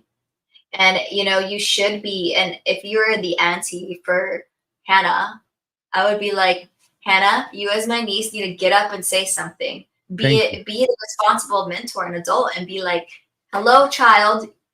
address the public. I'm so sorry I got you in this mess as your auntie because I was genuinely worried about you. But we owe the public a little bit of an apology because we kind of put ourselves in this situation. So we got to say something. We should say something because I would feel so bad putting the public through all the stuff that they went through to help find you. We should say something. That is the least they could do. And for her not to do that and to avoid it and say, I'll tell it on my own time. No, girl, you don't tell it on your own time. That is not the correct answer. Because that's when you piss thousands of people off, is when you say you're going to say it on your own time. Because it shouldn't be on your own time, to be honest. Because you know what? It wasn't on our own time when Hannah went missing.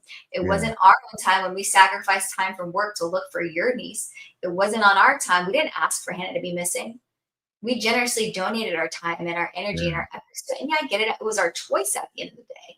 But at the same time, like, we generously did that. So you should generously kind of give back. It's not a take relationship. You know what I mean? You gotta give a little bit to take a little bit. You know what I'm saying?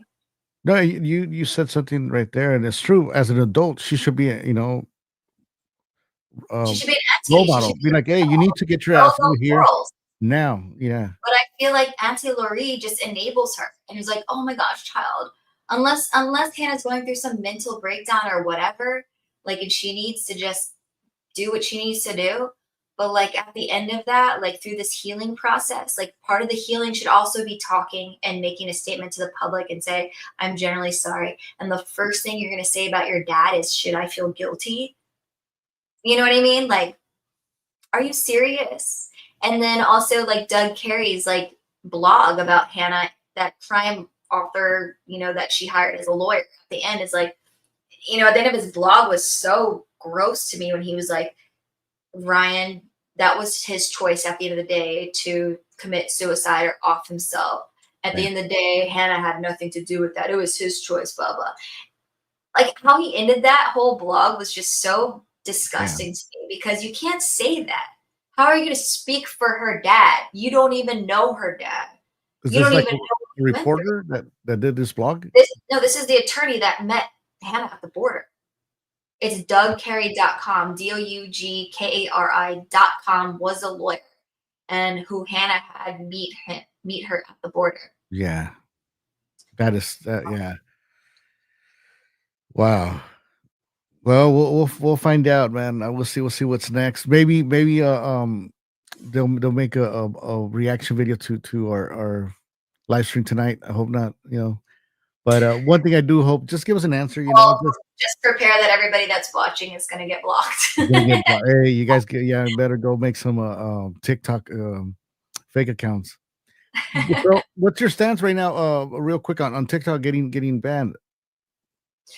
I'm really sad about it, to be honest. I mean, I don't have a ton of followers, but I really feel for the people that are content creators and have made social media like their full-time job. I'm really, really heartbroken about that, because I know how much time it takes to make social media content, how much it takes to research, edit, come up with ideas. It all takes so much time. And for people that had just literally this past year grew their audience to maybe like hundreds and thousands of followers to 1 million, I like, my heart is so sad for them, because, not only are they just like losing money, at the sense, but they're also losing the community that they built, with them.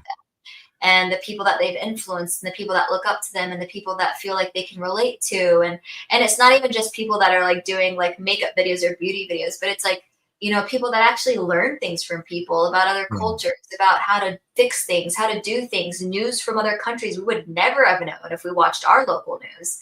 Right. And people are like, I use TikTok for a research database. I'm like, how to do things in my house, even. Oh, wow. So it's just like, it is a source of information too, as well. It operates as so many different things for so many different people, and it becomes like part of people's life, right? And it's part of connecting as a community. Like, here, like, I'm going to be really sad if like, I'm going to be really sad if you guys don't subscribe to my YouTube. I'm just kidding.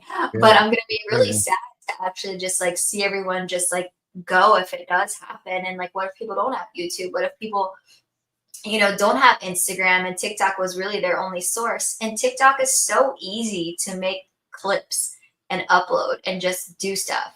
YouTube's a little challenging for me because it's just kind of a little bit more tedious, a little bit more steps to just upload something. but it's really sad. I really hope it doesn't get banned. I hope something happens. I hope someone buys it, whether it's Trump Yeah. or whoever. Someone just buy it.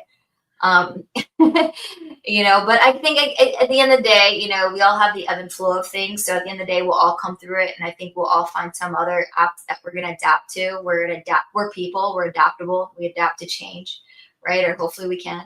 So we'll find another app to hopefully grow and be successful on in the future, so hopefully it's more of a positive outcome. Yeah, well, this is Miss Jess's YouTube channel. I posted the link to. Make sure you guys hit on over, subscribe. I hope they don't delete TikTok. I'm gonna be honest. I wasn't a big fan of TikTok in the beginning, but little by little, I use it to go and hear what they censor in certain places or kind of compare news Yeah, outlets. So I started liking it, and I feel that they give the chance freedom of speech. You know what I mean? Either maybe it's misinformation or maybe it's the truth, but I think people should be able to have the freedom, right, to express and or it's so interesting because you get to dive into people's lives that are so different from you. Like people that are like live in like you know different other countries, people yeah, that live in different states even, and you're just like, wow, that's cool. Like, someone is used to like us here in Hawaii. We don't really, unless we fly to California or whatever, we don't snowboard every day like some people can. We don't go and like sled with huskies every day. That's my dream, by the way. We don't see the northern lights every day. We don't live in Alaska where we only have like 6 hours of daylight sometimes, so it's really yeah, interesting to see like how other people live, especially like, people that are like very like that are indigenous and things like that too. Like that is so interesting to me too. Like I want to learn more about their culture and like how yeah, they do things, and how Alaskan people live, and and it's a way for people to connect and really get the word out. I mean, how much has social media helped police actually help solve yeah, cases? So much.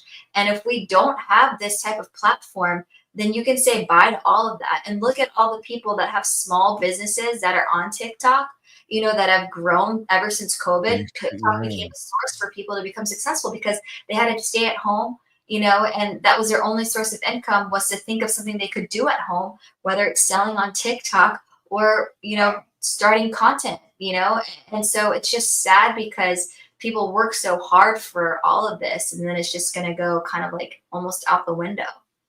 yeah. Well, Yeah. hopefully, something is going to come about. I'm sure they're going to buy it. I mean, they.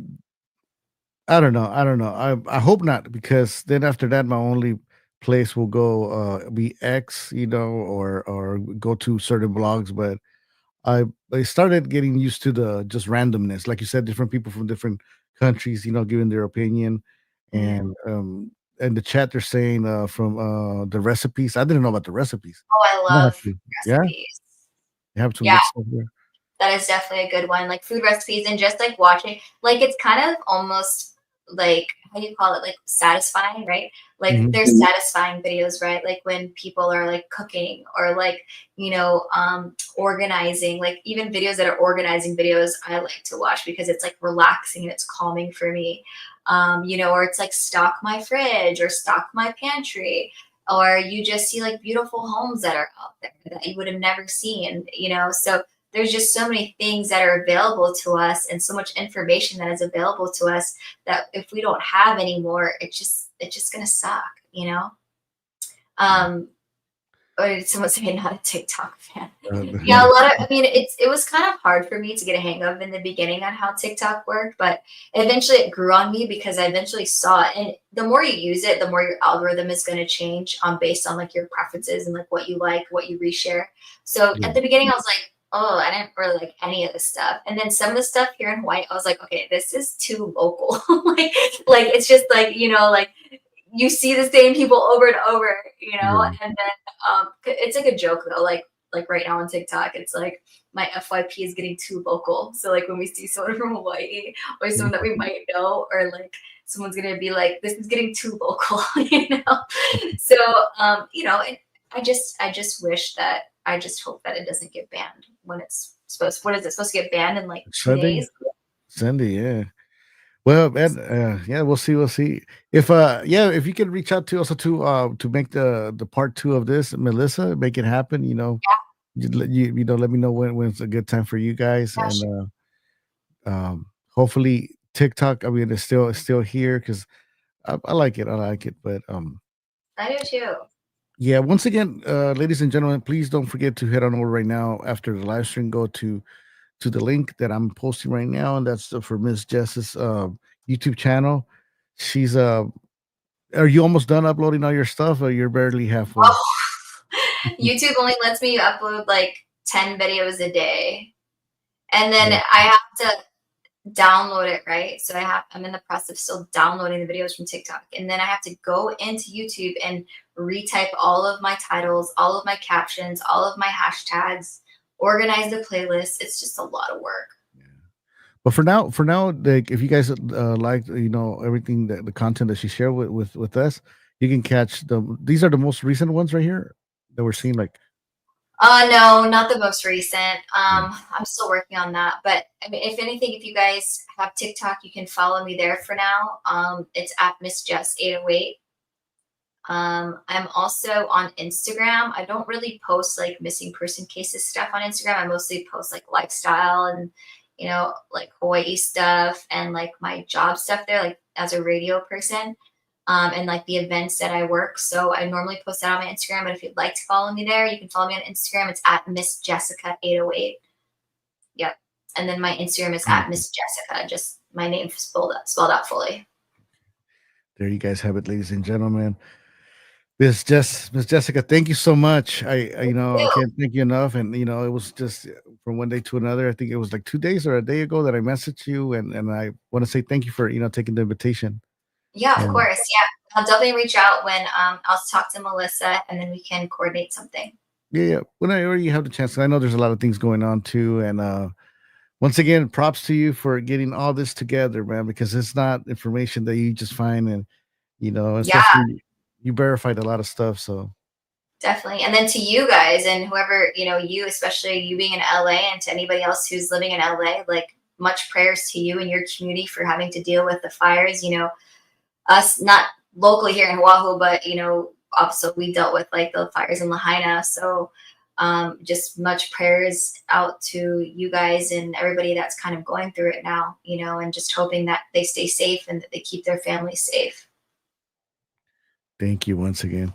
Well, there you guys have it, ladies and gentlemen. I'm gonna catch you guys maybe Sunday or this week. I'm gonna take off. I had a lot of fun. I got a lot of information. Ew, There it is was still fun. a lot of stuff that I couldn't ask or get out because it's just I know it's so much information. It really is. I feel like we just skimmed the rim on this. yeah, it was Scratched just the like on the surface. Yeah, go. yeah. All right. Well, Jess, you have a good one, and Thank you. Thanks talk for to you everyone soon. for watching. Shout out to everybody in the chat. All Okay. right. You guys have a wonderful one. Good night. Thanks, guys. Okay, good night.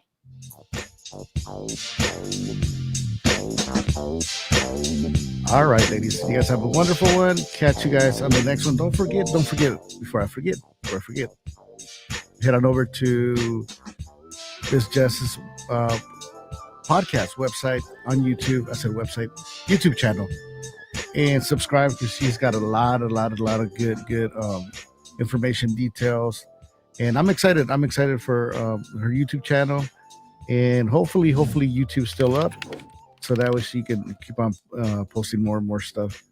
My TikTok is Activate LA.